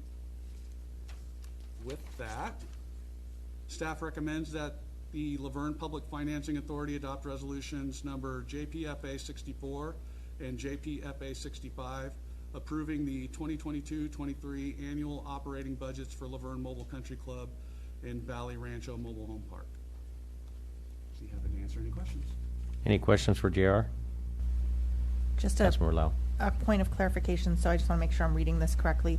In the memo, it identifies that there's a homeowners council for the LVMCC. Is there a similar body or entity for Valley Rancho? Great question. So the bond in 1996, I can share it with you if you're ever interested in some light reading, is a massive document, outlines a lot of things. One of the provisions in the bond required that there was a homeowners council. With Laverne Mobile, it was a little different. There is an outreach effort by the management where we used to do it monthly. Attendance was light, so we moved that back, not quite to monthly before the pandemic, and then once the pandemic hit, they didn't make that offering. Still very accessible, and I think that last I met with John and Katie, they actually were getting ready to open that back up again. When they were meeting, it was 1 or 2 people, and it was the same people that know their phone numbers already. So they are very accessible. They're often in the park, at least monthly, if not sometimes weekly. And then, of course, there's an on-site manager for both parks. So does that bond require that a homeowners council also approve, or because for the one for the Laverne Mobile Country Club, it does indicate that the homeowners council is supportive of approval of that budget. Does that body for the Valley Rancho Mobile Home Park need to provide similar? There's not that same requirement. Okay, so it's a different requirement. Okay, thank you. And just to clarify, it was a different purchasing. We did not purchase that with a bond. So because of that, it was actually just an outright use of affordable housing funds at the time that the city purchased it with. So it's optional. Councilmember Johnson. Now, I'm a part owner of a ground lease to a mobile home park in the city limits. Should I abstain? Should I declare a conflict? I thought about your ownership position, and this is 2 particular parks that you don't have any financial interest in, so you're free to take part in this matter. Okay. Councilmember Cash, any questions or concerns? I just want to make sure that any of our seniors' needs are met there. Were there any questions or concerns from our seniors in those communities that might have been addressed or needs to be addressed? Yeah, absolutely. So Valley Rancho is an all-ages park. We do have some seniors in there. Sure.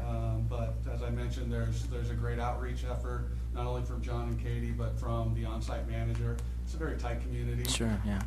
Laverne Mobile's similar, a little more room in that park of several more units, but still very tight-knit, and they meet monthly. So if there are concerns that are brought forward, then of course those are addressed either at that meeting or similar to a council meeting where staff goes back and tries to figure out solutions or a path forward.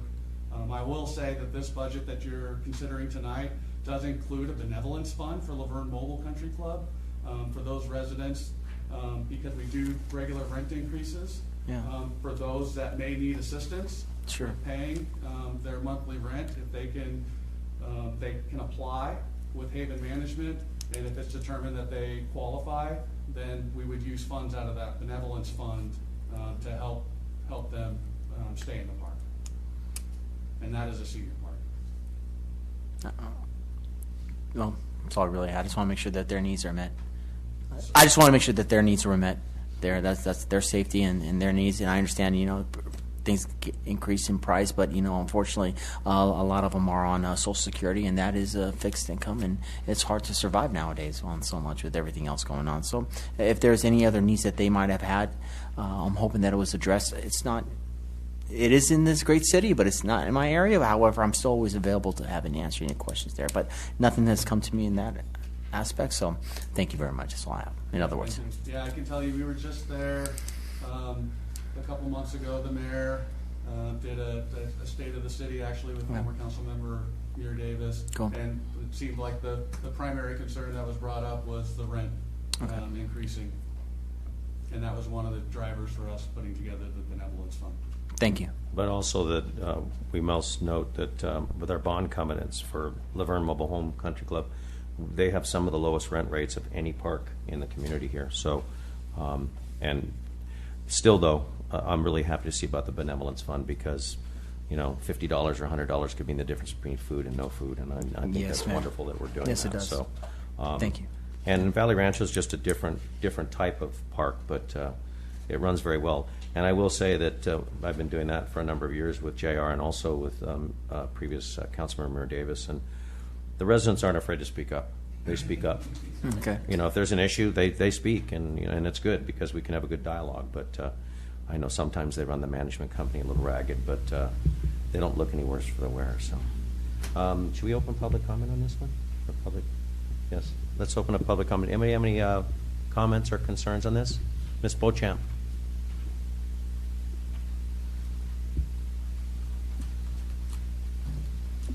Good evening, Mayor and council members.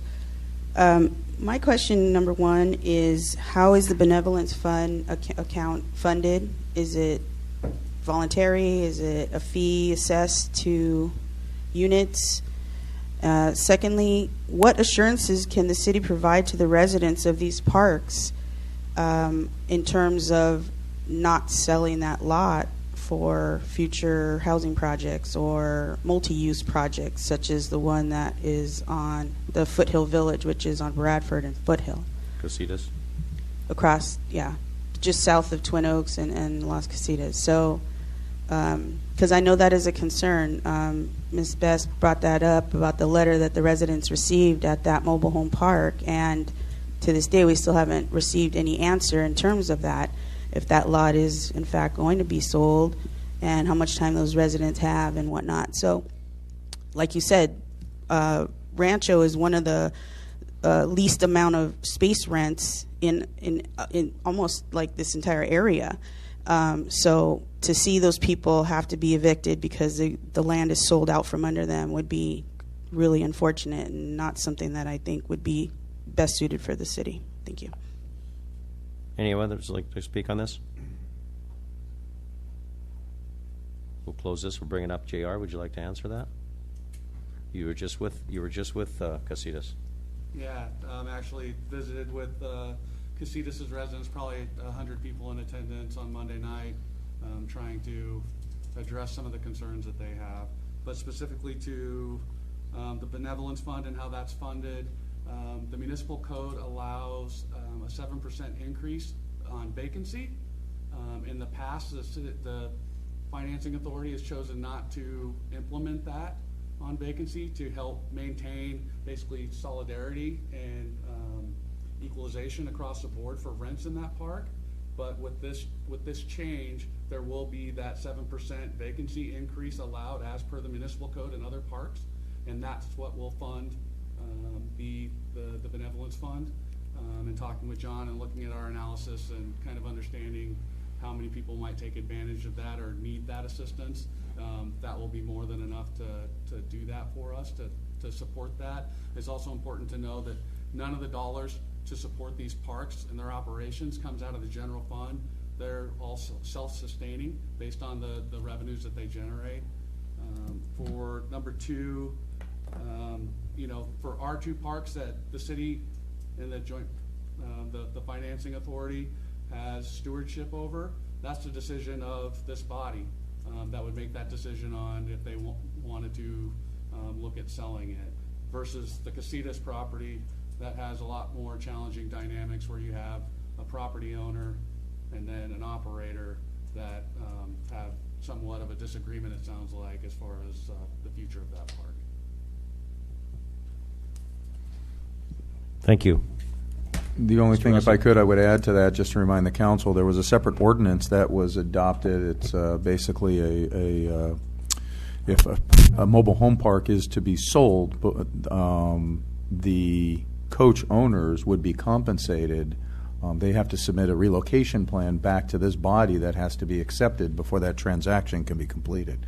So there are a number of steps that would need to occur.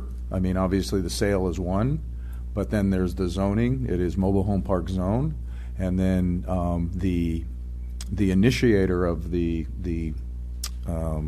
clearing of the property would be required to financially compensate each of those coach owners. So there are several protections that are in place for those mobile home parks as well as any other mobile home park in the community. I know that we were reviewing that, Bob. We were reviewing that to make sure that. Yeah, I think we reached out to the attorney based on that put it together, and it is the most current, correct me if I'm wrong, that is out there and exists to date. So there haven't been any adjustments in state law that would enable us more rights than we've already given to the council and to those owners. Because Ms. Beauchamp had brought that up before previously to make sure that the contract is current, to make sure that there's maximum protection to our residents. We have the maximum protection that we can, that is permitted to us under the law without being challenged. I mean, I guess we'd still be challenged on this, but Yeah. it is what the attorney feels, and it's Bob's colleague who's familiar with mobile home parks that we can protect ourselves and our residents with. So basically, they just can't come in here and just do whatever they want to. There is Right. definitely a process for our Prior residents to be that protected. adoption, that ordinance that we added, that layer of protection, effectively they could. Now, the council would still need to change the zoning, but they could still choose to clear the park and wait for that to occur. Yeah, when this first started with Las Casitas, this was something we said, we need to be ahead of this one because it could get ugly, especially as many mobile home communities we have here. We want to make sure they know that if you even think about doing it, you're going to have to relocate those people and financially assist them, and I think that's important. So, with that, any more questions or concerns? We need a motion. Oh, motion first, then a roll call. You can do both. Both? Motion. Okay. Anybody jumping into this? Oh, here. Paper. I move that we approve JPFA Resolution number 64 and JPFA Resolution number 65, approving the 2022-2023 annual operating budgets for Laverne Mobile Country Club and Valley Rancho Mobile Home Park. Board Member Lau? We need a second. Oh, sorry. Second. Got it? Go. We have it. Wait. Did you just second? No. Okay. I'll second now. So I thought Thank he's you. second. I try not to second, but I guess I could. I messed it up. Board Member Lau? Aye. Board Member Johnson? Aye. Board Member Cashel-Fagita? Yes. Last time I said I was in some say this. I said I yes. I feel like a sailor. Oh, turn 'em off. And Chair Hepburn? Yes. Thank you. With that, we are going to adjourn back to our city council meeting. We're going to, at 8:30 and 8:27, and then we're going to adjourn back into our meeting. Oh, I don't think I need to do all that, but whatever. I just like doing it. Thank you guys very much. One more time. Okay, let's go back to. We're back on consent calendar. Oh.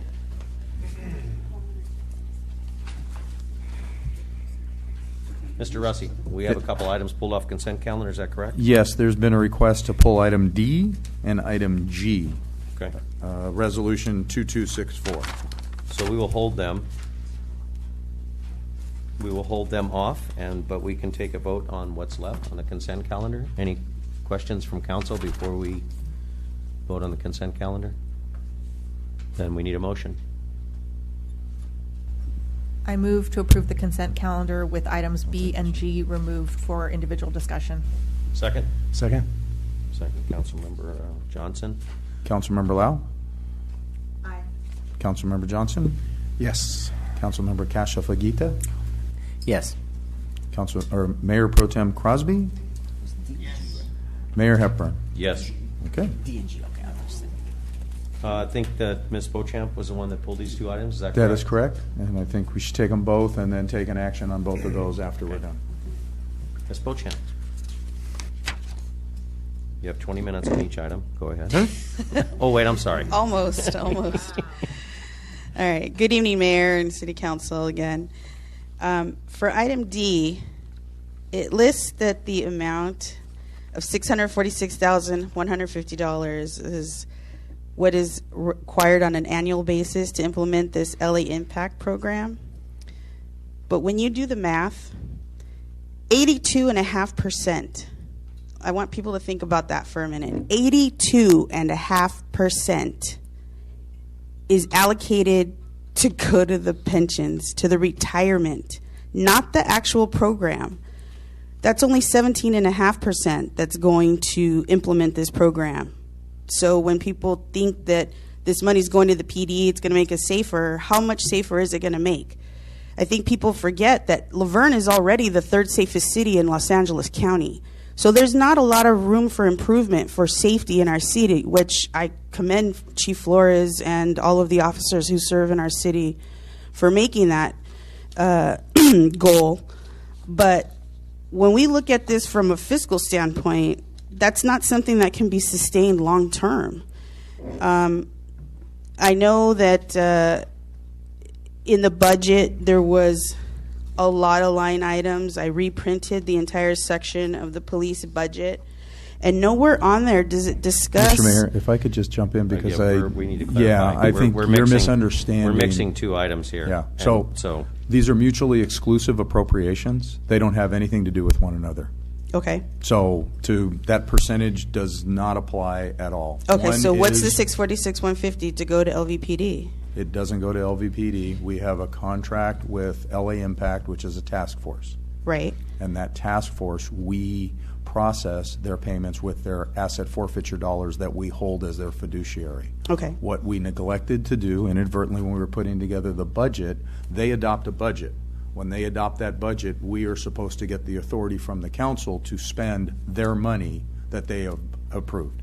This simply is to give the authority to spend the money that we're holding on their behalf. It has nothing to do with our police department at all.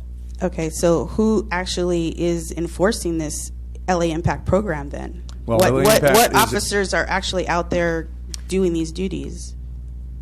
So LA Impact is a regional task force that is comprised of agencies from out the LA State, County area. federal, Yeah. right. So there isn't one. There is a governing body. It's a JPA. We are a contractor that provides fiduciary services for them on their behalf. And so that is handled, the enforcement or the oversight is being done by their CEO and their board. Okay. So with that said, though, when the fiduciary responsibility falls on the city, what penalties or interests are incurred when something like this situation occurs, when you fail to release those funds? Nothing got failed. I mean, you're misunderstanding the point completely. I mean, what is actually occurring here is they gave us their budget. We have a contractual relationship with them. All we are doing is getting the authority to spend the dollars. There was nothing that has been missed in the process. But in order for us to spend dollars, we need to get the council's authority. That we're technically holding their dollars, but council has the authority and has to give the permission to spend them. All we're doing is making sure that permission is there. The penalty would have, the consequence if this didn't happen, we wouldn't have been able to process their payments. They would have then, as a contractor, said you're not fulfilling your obligation. Okay, so what requirements are there of the city for us to participate in the LA Impact program? There aren't any requirements for that. These are completely independent. The participation in that is voluntary. The fact that we do this for them is kind of as a service provider, is something we do to enjoy a financial benefit that benefits the rest of the operations, but we're not required to do anything other than process their payments. Okay, so with just this exchange of information, obviously I misread this and misunderstood it, which is more of a reason why this is something that should not be voted on, and it should be presented in a study session so that other residents can understand this a little bit better. I mean, if you're not a CEO or a financial officer, it's hard to figure out these numbers and what exactly do they mean, and what their bearing is for the city. According to your explanation, there is none. But Danita, I think the issue is the fact that we've been doing this for many years. We get a fee for that.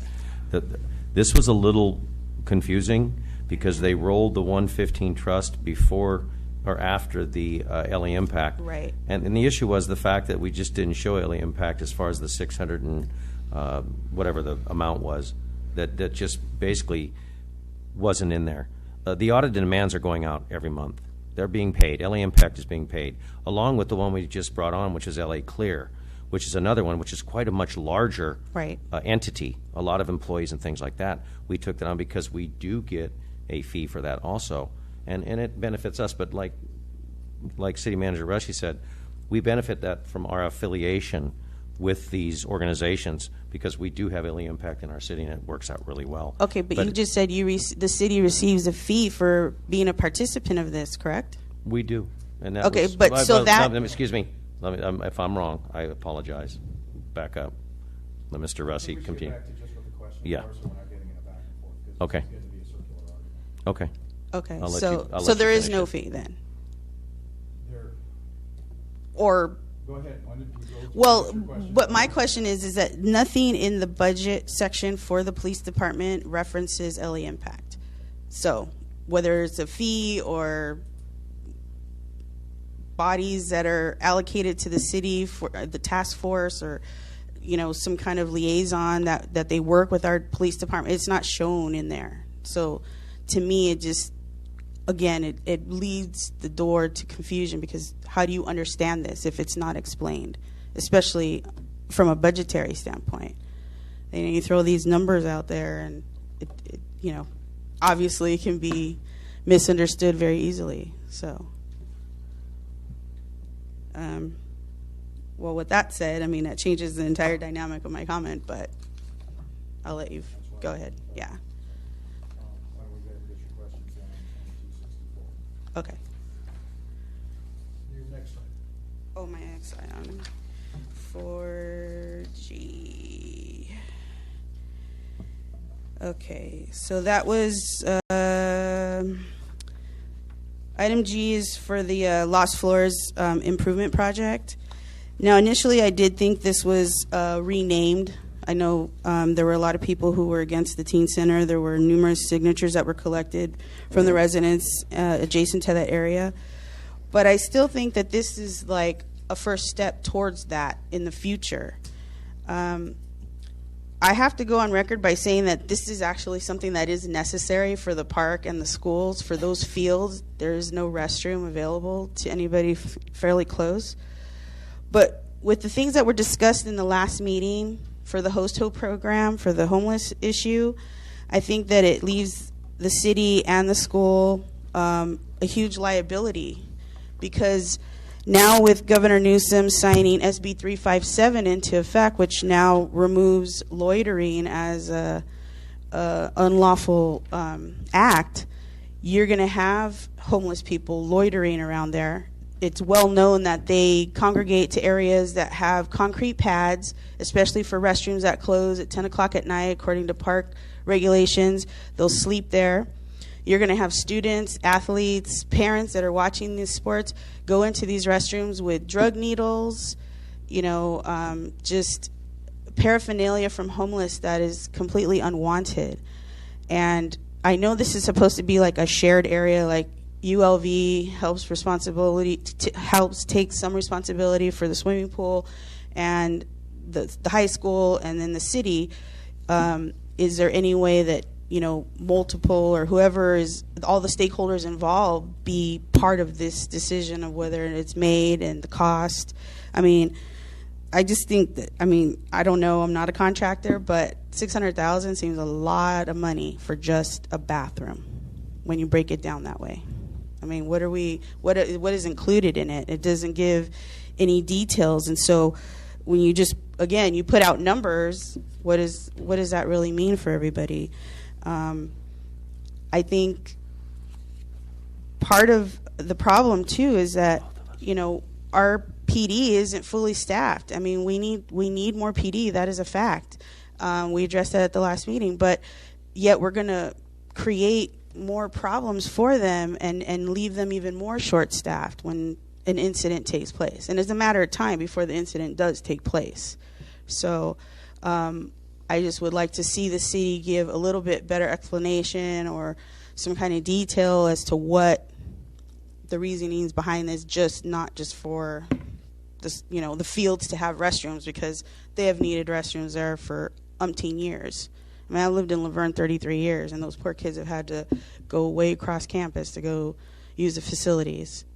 And so I just think the timing of this is, for lack of a better word, suspicious. As Mr. Russi has said in the past, when we have had interims come in, things fall through the cracks, there's things that overlap, and I would hate to see something as important as this be one of those things. So that's why I requested that this item be removed, and maybe the council can provide more detail as to why they found it necessary at this time. Thank you.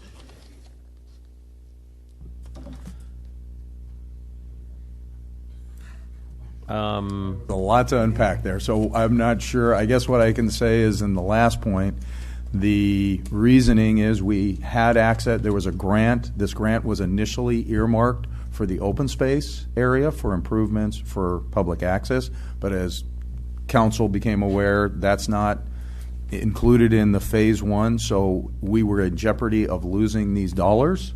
And we, as you know, Mayor Hepburn met with you and Councilmember Carter at the time to identify other eligible projects.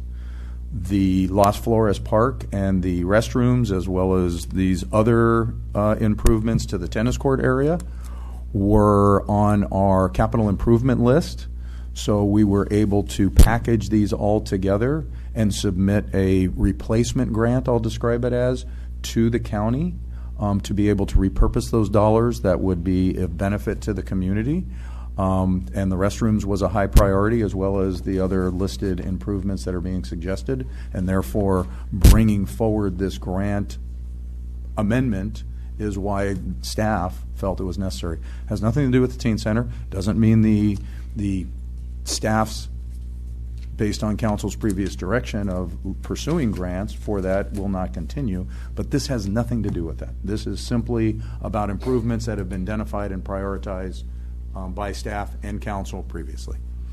I have to compliment staff too, because that money, we could have lost that money because of the Wilderness Park, because we weren't going by design, but we because of staff, community services director or manager, excuse me, and also our public works, not public works, but our community service, our community development department, really worked hard on that to get the county to re-accept that as a different purpose. And so we were able to save the 500, plus there was another 160,000, Bob, was that it?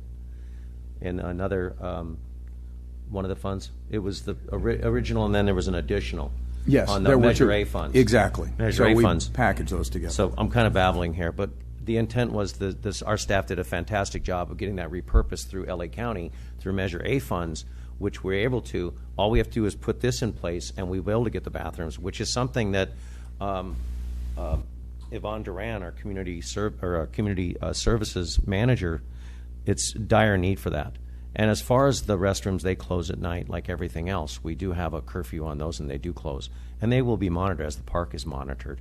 And also, the wonderful thing is we're repurposing a number of our tennis courts, and then 2 of them we made into 4 pickleball courts, which is like going crazy right now with pickleball. So I think the fact that, and it has nothing to do with Teen Center, as City Manager Russi said, it's just repurposing dollars that the LA County has approved, which I think is fantastic. Our staff did a great job to repurpose. So in that, it's going to be beneficial for our kids. They don't have to go all the way to the bathrooms over at the pool, which is just so far. So, and as far as construction, it's competitive bid, and it has to go through LA County. So it has to be a contractor, an approved contractor, and they've got to go through the process. So that's what's going to cost. But again, it's basically free money from the county Measure A funds, so we're real tickled to have it. But your point's well taken.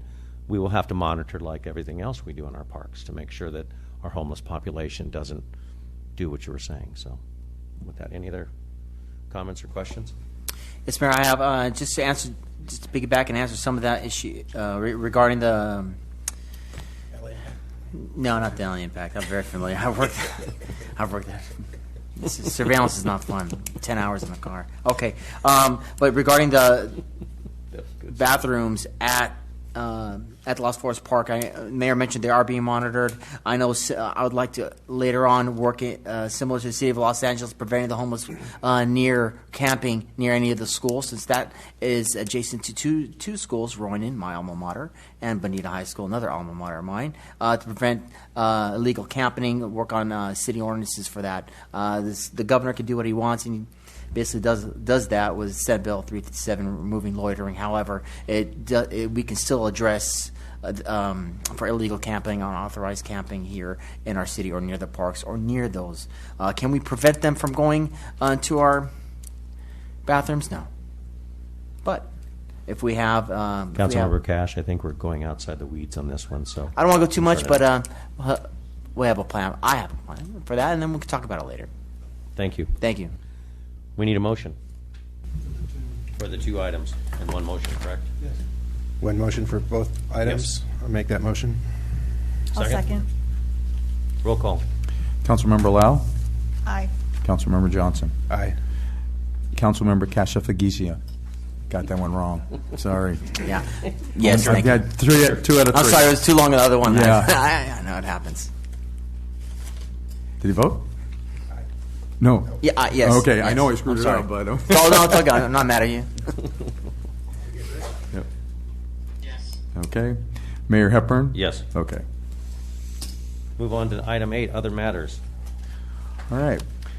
Yes, I will turn this over to Councilmember Kasha-Fagita in a minute, but this was requested as a result of the SOC, fire SOC that was considered by council several meetings ago, and he requested that it be placed on for consideration of a similar effort for the police department. So, thank you, Mr. Rusty. Well said. That's exactly what I was trying to do. I'm trying to get support from our fellow council. I believe in public safety. This opportunity I'd like to have to give our chief of police the ability to have another entity come out, conduct this study, if you will, similar to that of the fire department that came out earlier, and talk about ways we can get better. There's always ways we can get better. Figuring ideas to deploy officers in certain areas that's needed, how past practice was, how it's currently happening, and how we can move forward in the future for different deployments of officers in certain areas as our city grows. To provide this continued same service, right? That I understand there's a money aspect of it. I understand that there's a need for more officers, absolutely. But I'd like to give the chief of police the opportunity and her staff to see how we can get better. I am 100% for our city police department. I will always be that way. I just want to be able to give the chief additional tools, similar to that to the great fire chief had that opportunity to see how we can get better, right? I keep saying how we can get better because I know we can always get better. But there's people that have a little bit more time than I do to get out there, conduct what we call an inspection, provide recommendations, conduct sensing sessions. I can't say that twice, too fast. Sorry. Right? Reviews and recommendations on how our police department can operate just a little bit better.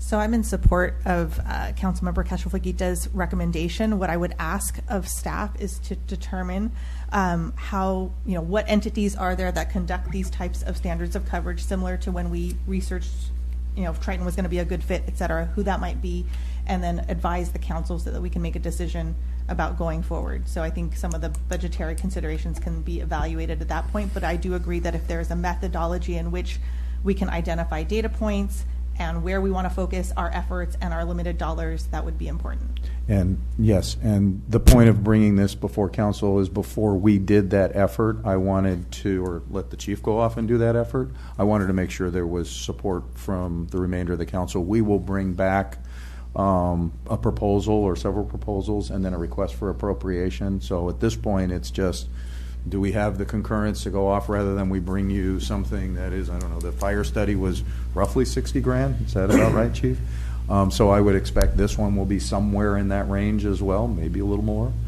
So before we started doing that work and then come back to you, we wanted to get an initial assessment. I'd like to hear from Chief Flores. Is this something that you would like to see done? Please, because that was going to be my question also, because obviously it has to have your blessing. You are the boss. And we appreciate that tremendously. Yes, we do. Good evening, Mayor, Council. We're going to miss you, Bob Russi, tremendously. Thank you for putting this on the table. We learned a lot from the fire study. I have personally never been through a police services study, but what I can tell you that what's obvious to the public is our crime is increasing. We know that many don't stay in custody and become repeat offenders. We know 10% of our cases are not getting filed at the district attorney's office just from the standard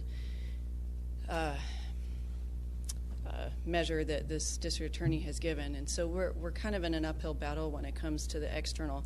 We obviously know that the calls for service have increased with the homeless, and that is a huge priority for us. But that's what most of our public sees. What most don't see is internal. We have been faced with tons of legislation, tons of Public Records Information Acts, a lot of internal mechanisms to keep us focused to pass all of these audits, these inspections, these reports, and I don't have any more personnel to do it. So what happens is when these numbers are requested, most agencies will have a crime analyst. I don't have a crime analyst. That's okay. I'm not complaining. I'm just trying to give you guys a good picture. I think the public services study might shed light on what we actually need or what council actually wants for our community. Excuse me. Doesn't mean that we have to do everything that is requested, and I definitely don't want to do a super expensive study if it's not going to benefit us, if we already know on the upper level what our needs are. So for another example is training, mandating use of force, staying in compliance with the Department of Justice, staying in compliance with police officer standards and training, our redactions for our body-worn cameras, our audits for our body-worn cameras, audits for police services, calls for service, use of force investigations, all of that are done with people that are wearing multiple hats. So what I could imagine moving forward is if we had full-time entities to handle all of the backside to make sure that we're within law, watching out for the liability of the city, that would help us figure out if we do actually need more personnel internally to face with the growth in our community and the increased calls for service. So lastly with that, I do appreciate the consideration. I would like to research it and bring it back to you, and then if you decide not to move forward, we don't move forward. But I do think it would give us a good picture on where we're at and where we should be as a modern police agency within industry standards in city government and within the police service industry, if that makes sense. I can answer any questions if you guys. No, I think you've set the pace, and I think that's important. It has to come from you, what you feel is deemed necessary for us and also our residents. So, plus also the cost and what's going to benefit and what's not. So. And the timing. I mean, the timing, true. I mean, do we wait for the gold line to see how that's going to affect the city before we take this on? You're looking at 3 years. So, and I don't know if we want to wait that long. I think we'd leave it up to the chief to look at those nuances and figure out and come back to us. But I think that as long as you're in agreement to that and to see how, let's figure out how what path we're going to take. Councilmember Johnson, you bring up a really good point. Timing is probably best now to figure out where we want to be, which is why we put these stats in place years ago to figure out exactly, for example, the homeless calls for service. A small example I can give you to show you on the backside, again, what our community doesn't see is when one of the legislations came in January was the militarization bill, Assembly Bill 481. Remember that. Everything that we were doing in our police department from our management team stopped. We were not putting any effort into building our homeless team. We put very little effort into training. we had to make sure we met that deadline of May 30th, on top of all of the special events that we handle, all of the overtime, the vacancies, the people that are off workers' comp. So it is quite a juggling act, and I imagine every agency is facing this. But I don't want to say for sure. I think the timing is perfect, but I don't want to say for sure the study is necessary. But let's look at it, and then you guys can decide what you prefer as we move forward. Thank you, Chief. Appreciate that. Thank you. Any other questions for Chief? No. Thank you. Thank you. Mr. Russi. Just ready. You ready? Do we want to open to the floor for public comment? I think. I don't think it's necessary. No, I don't think it's necessary. If it comes back. When it comes back, we can talk about it, but I think we've got our marching papers, and the Chief's going to take it in her hands, and we'll roll with it and see what comes back. You good? I don't think I need a formal vote. I think I've got what I need. Consensus. So, consensus. Mr. Crosby. I thought he was asleep. I'm not sure. Okay. I saw that alcohol.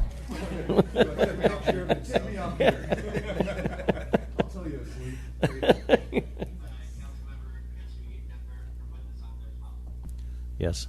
Thank you, Councilmember Cash. We move to public comments and oral communications. Anybody have any? I don't have any cards, but. No. Anyone? Mr. Gabaldon.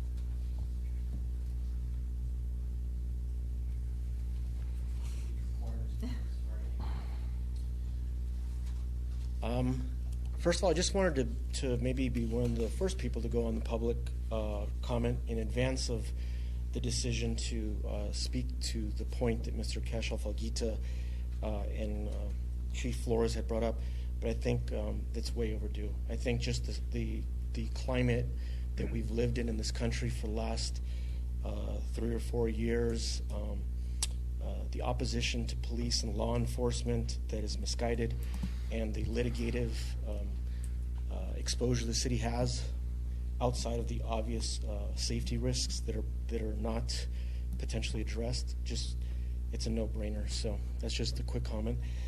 What I want to speak to tonight was 2 things.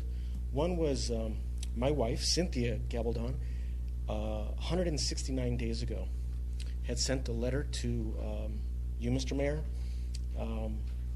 and Mr. Russi, and some staff regarding SB 9, SB 10, and other cities in California that were trying to take local control of their development and housing back away from the state, that has egregiously tried to tell us how to plan our city. There has been 0 response in that 169 days. For your review, I'll present to you a little bit of the subject matter of that letter that she had detailed, and I will re-forward with copy to the rest of the council as to her comment. But that the cities of San Dimas and Glendora have proactively pursued resolutions that I presented to you to protect their cities and to regain local control. And Laverne has not taken advantage of this opportunity to be ahead of the curve. And I would ask that you seriously consider this, in especially what the RENA numbers proved out to be by the state auditor to be flawed, almost entirely flawed in its process and in its outcomes. So considering the general plan is being reviewed, again, for a comment, there was no comment in there regarding taking back local control. It actually speaks to a lot of opportunity for the city without any protections for the current residents. I ask you to look at that and consider it.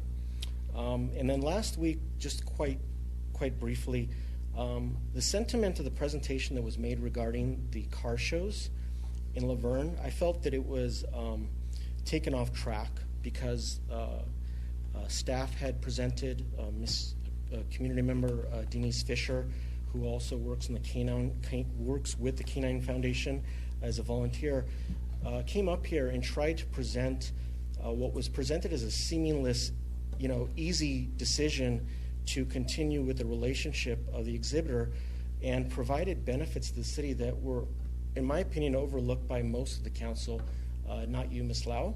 And I think Councilman Crosby also made comments about the value, the benefits. I think that every time somebody comes up here and presents an analysis about what it is that we're making in decisions, kind of to Mrs. Beauchamp's comment about the transparency and the clarity, is that we should be looking about the benefits just as much as we look at cost. When I hear that we're spending $8,500 to protect or provide security for that event, I see that as a necessary evil for what is an investment in this community, and the far greater benefit to the community and what it does for the development in that area of the businesses, and also for the $12,000 that Mrs. Fisher provided as a benefit that the city pays $0 for, but 100% of that money goes to support the Canine Foundation in the city, which services the city. So I think going forward, I would ask that if we're going to have a discussion about costs, I think that they should be weighed by the actual benefits in a quantifiable way that allows us to get past the smoke and mirrors of what is a perceived concern and focus on the positives. Also, Ms. Lau, I think that you correctly called out that there was a bit of opportunity and amortization of that cost. It's actually much greater than that because it was a one-time plan, as I understood, for traffic planning for events that would be amortized across many events, not just 3. So it's almost a cost equal to null over maybe 5 years. So thank you. Anyone else wish to speak?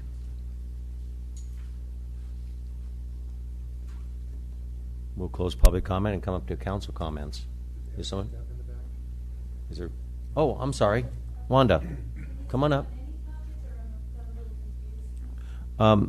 Basically, you can speak on anything you wish. But we are gonna do 3 minutes because of the fact we've got a closed session. So, and it's been quite a long evening. So, right. Please. Well, in a nutshell, I think my kids are about ready to not let me watch Netflix anymore because I've become like a crazy woman to them. With all the documentaries, I've been always optimistic, but I've been watching a lot of documentaries.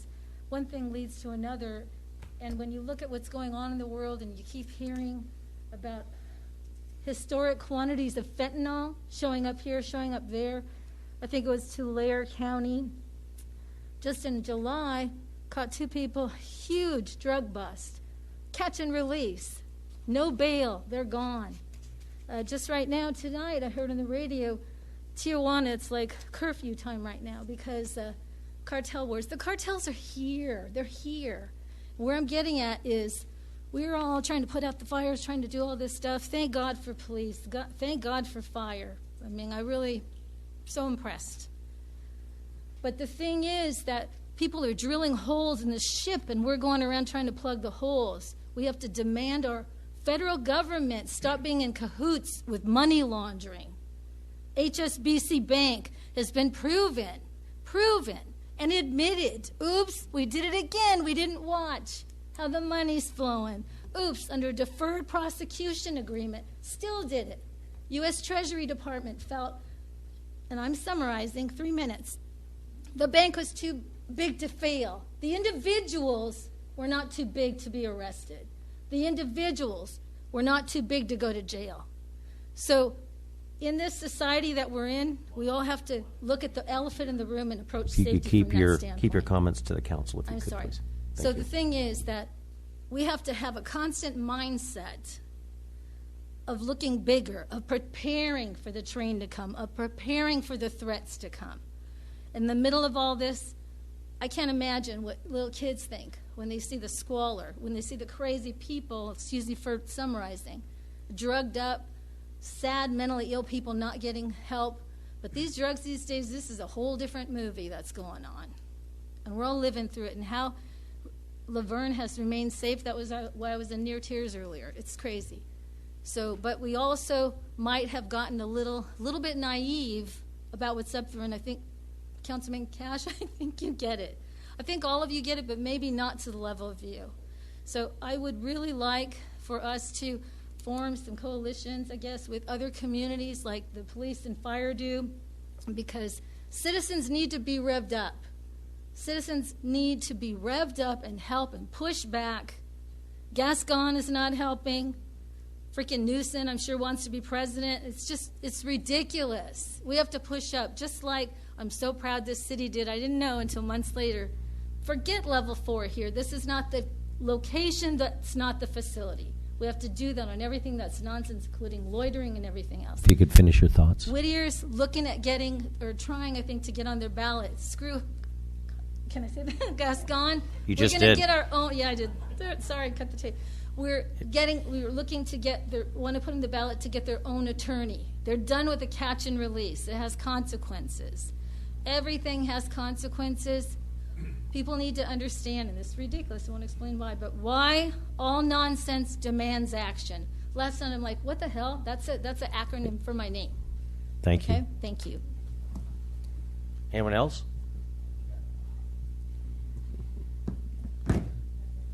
We're going to close public comment, bring it up to the dais. Council comments? Who would like to start? You've been writing a lot over here, Councilmember Lau. Go ahead. Sure. Just wanted to start off. I know we opened with this announcement, but just I was really pleased to see all of the support for the Laverne Little League for both the boys up until they had to come home, and for the girls. I think that's one of the things that I think as a community we should remember. It was really heartening to see all the social media, all the very positive messages for these young kids in our community. For the people who went out late at night yesterday to welcome them back home.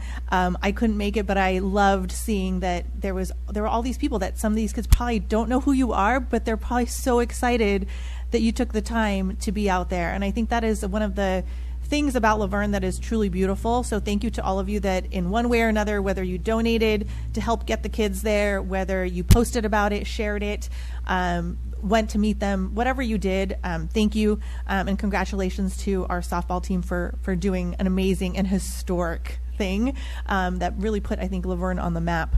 For those who didn't know, where's Laverne? I think it was a nice way to say, well, here we are, and it's for a good thing. Couple of things that are coming up that I wanted to highlight. There is a blood drive happening at the University of Laverne on August 24th. So if you are so inclined, I would urge you to please sign up and go donate. They do take in walk-ins, but if you want to conserve your time and be sort of master of that fate, I would urge you to make an appointment because blood is still needed, platelets are still needed. So if you can, please do. Another fun thing that's coming up, if you are a ULV alum, ULV Dodger Night is being hosted on October 4th. And so I don't remember who they're playing, which is really bad. I should have thought about that. But tickets start at $26. It's a great opportunity for you to network if you'd like to just go out to a game and see some alum. But it's a lot of fun. So if you go to the Laverne website, you can purchase your tickets there. And then I'm sure you all are aware, even when we walked in here earlier tonight, that it was very hot. It's going to continue to be very hot this week. There is a heat advisory, so I urge you all to remember to drink water, to look out for one another, try to stay indoors if you can. Don't do your gardening in the middle of the day. All the things that may seem silly, but we want to make sure that y'all are safe and that you are being taken care of. So look out for each other, and as always, be kind. Thank you, JR. They're playing Colorado. My bad. Thank you, Councilmember Lau. Councilmember Cash. Thank you, Mayor. Appreciate you as always. I want to thank everybody that attended the concerts at the park, the movies at the park that we've had. It was a great opportunity for me to continue to go and see how Laverne Strong is, and it was good to have the people involved, and I hope everybody had a great time there at the park. And I seen other cities trying to catch up to us, but they can't. We're doing a great job with that. The National Night Out. Thank you, Laverne Police Department, for hosting that and making it a really successful event. I really appreciated it. It was good to see. We've had other law enforcement agencies attend it, great services that we provided. Kids really had a great time. I saw it was a great time, and there are a lot of smiles on those faces. So I hope that we continue to do that every year, and hopefully it gets better and bigger and stronger, and I will always continue to support that.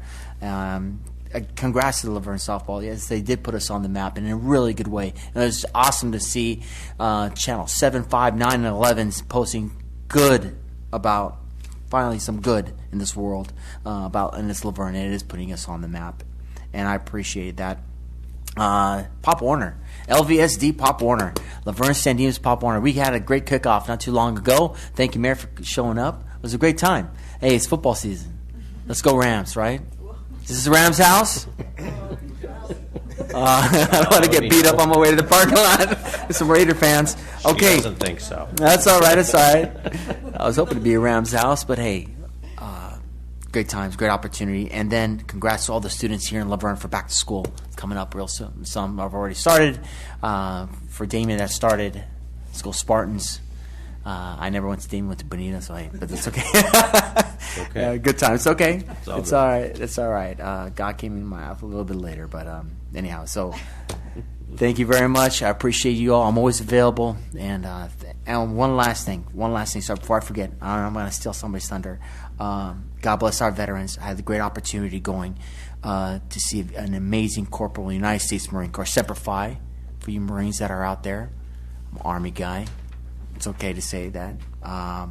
Vietnam veteran, Corporal Ross Tyner. Did I say it right? Yes. I just say Marine. That's all I need to know. And his battle buddy, Staff Sergeant, horrible names. Bob Farley, Marine. Came back from Vietnam, still friends. We're there together and celebrated his birthday. And I'm truly proud to be in their presence of Vietnam, amazing veterans, and all veterans that have served, still serving, like myself, and looking forward to others that will serve in this nation's great military. So I wanted to end on that. God bless our veterans. God bless our Vietnam veterans, and they're always welcome home here. Semper Fi. Thank you, Councilmember Cash. Councilmember Johnson. Hello. That was a wonderful event with the 21-gun salute. That was very touching. Kudos to the girls' softball. Lori and I had ridden our bikes to Bellota Park at 8 o'clock, right when you told us to. That's what happens when you go to LAX. You're just not quite sure when you're going to show up, especially when the bats don't show up, but everything else does. So.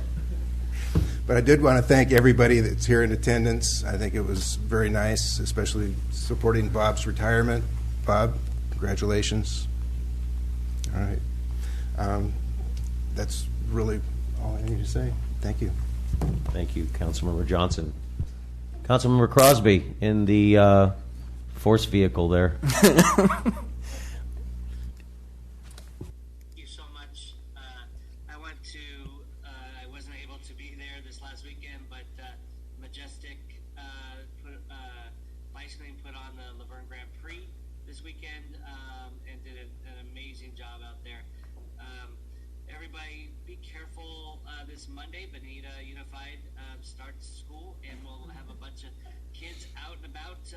Going to school and brand new drivers going to Bonita High School.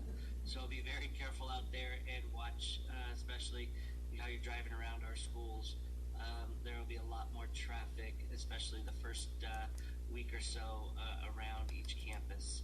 And Bob, thank you again for everything you've done for us. Thank you, Councilmember Crosby. You guys got covered everything, just about. Movies in the Park, the Laverne POA and the Community Services Department, Yvonne, and all the stuff we've done. Concerts in the park, movies in the park, National Night Out was awesome. Cynthia, your party for your husband Ross was amazing, and Bob. And I want to thank the Band of Brothers for being there. They did an exceptional job, and it was a really, really nice, fun day. Also, the girls' softball team. Again, there's a number of you here. Let's see, Cynthia. Let's see, Joe. Let's see, Kathy. There's a bunch of people. Steve and Lori. Cash was there. A lot of Laverne was there, and although they did use up a lot of silly string, which was quite the mess. I did post a video, and there was somebody was getting mad at somebody. I thought, the chief let me know that, Chief Nig. But again, it just shows you what wonderful community we live in, and we all stick together, and we all do things together, and we celebrate together. So thank you all. And Bob, you will be missed, and thank you for your service to this community. It has been exceptional. There was one more thing. I was notified this morning, I'd let you guys know regarding Norma Torres, which is the 35th District Congresswoman, which is Pomona, but our Band of Brothers put on a celebration for Adriano Barcelona Cartanega, which was born in 1903 in Autan, I can't pronounce this, Panay Island in the Philippines. Anyway, he was lost at war, POW, but they had Norma Torres, the family. He had 8 medals of honor that they submitted to him, and they did the gun salute and taps today, and it was very touching. I knew nothing about it, but this morning they threw it together pretty quick. But the Band of Brothers again rose to the occasion. She was there, the whole family was there, and utilized our, memorial, and that was very touching for me. But it was pretty incredible to find out that again, our higher electeds are able to research and through our military, and our military keeps pretty good records to find what these people did, where they were, and their family lineage, because he was lost at war. So, thank you, Band of Brothers. But being that said, we have a closed session tonight, Mr. Russi. We do, Mr. Mayor, and I will adjourn. We'll give you that in a minute. And I just know I said all the words I did before, but I do want to express my thanks and gratitude for all the kind comments. It's not everybody who gets to enjoy their 21 years somewhere, and I truly had that opportunity, and tonight was a great example of why, because of the number of positive comments. So thank you all again, and for being here for that. So, the closed session is with labor negotiators under Government Code Section 54957.6. The negotiators are city manager, assistant, and city attorney, and the listed organizations and unrepresented group are listed in the agenda. We will not be reporting back, is that correct? That's correct. Then we recess in closed session. Our next regular scheduled meeting is Tuesday, September 6th at 6:30 p.m. Thank you all for coming.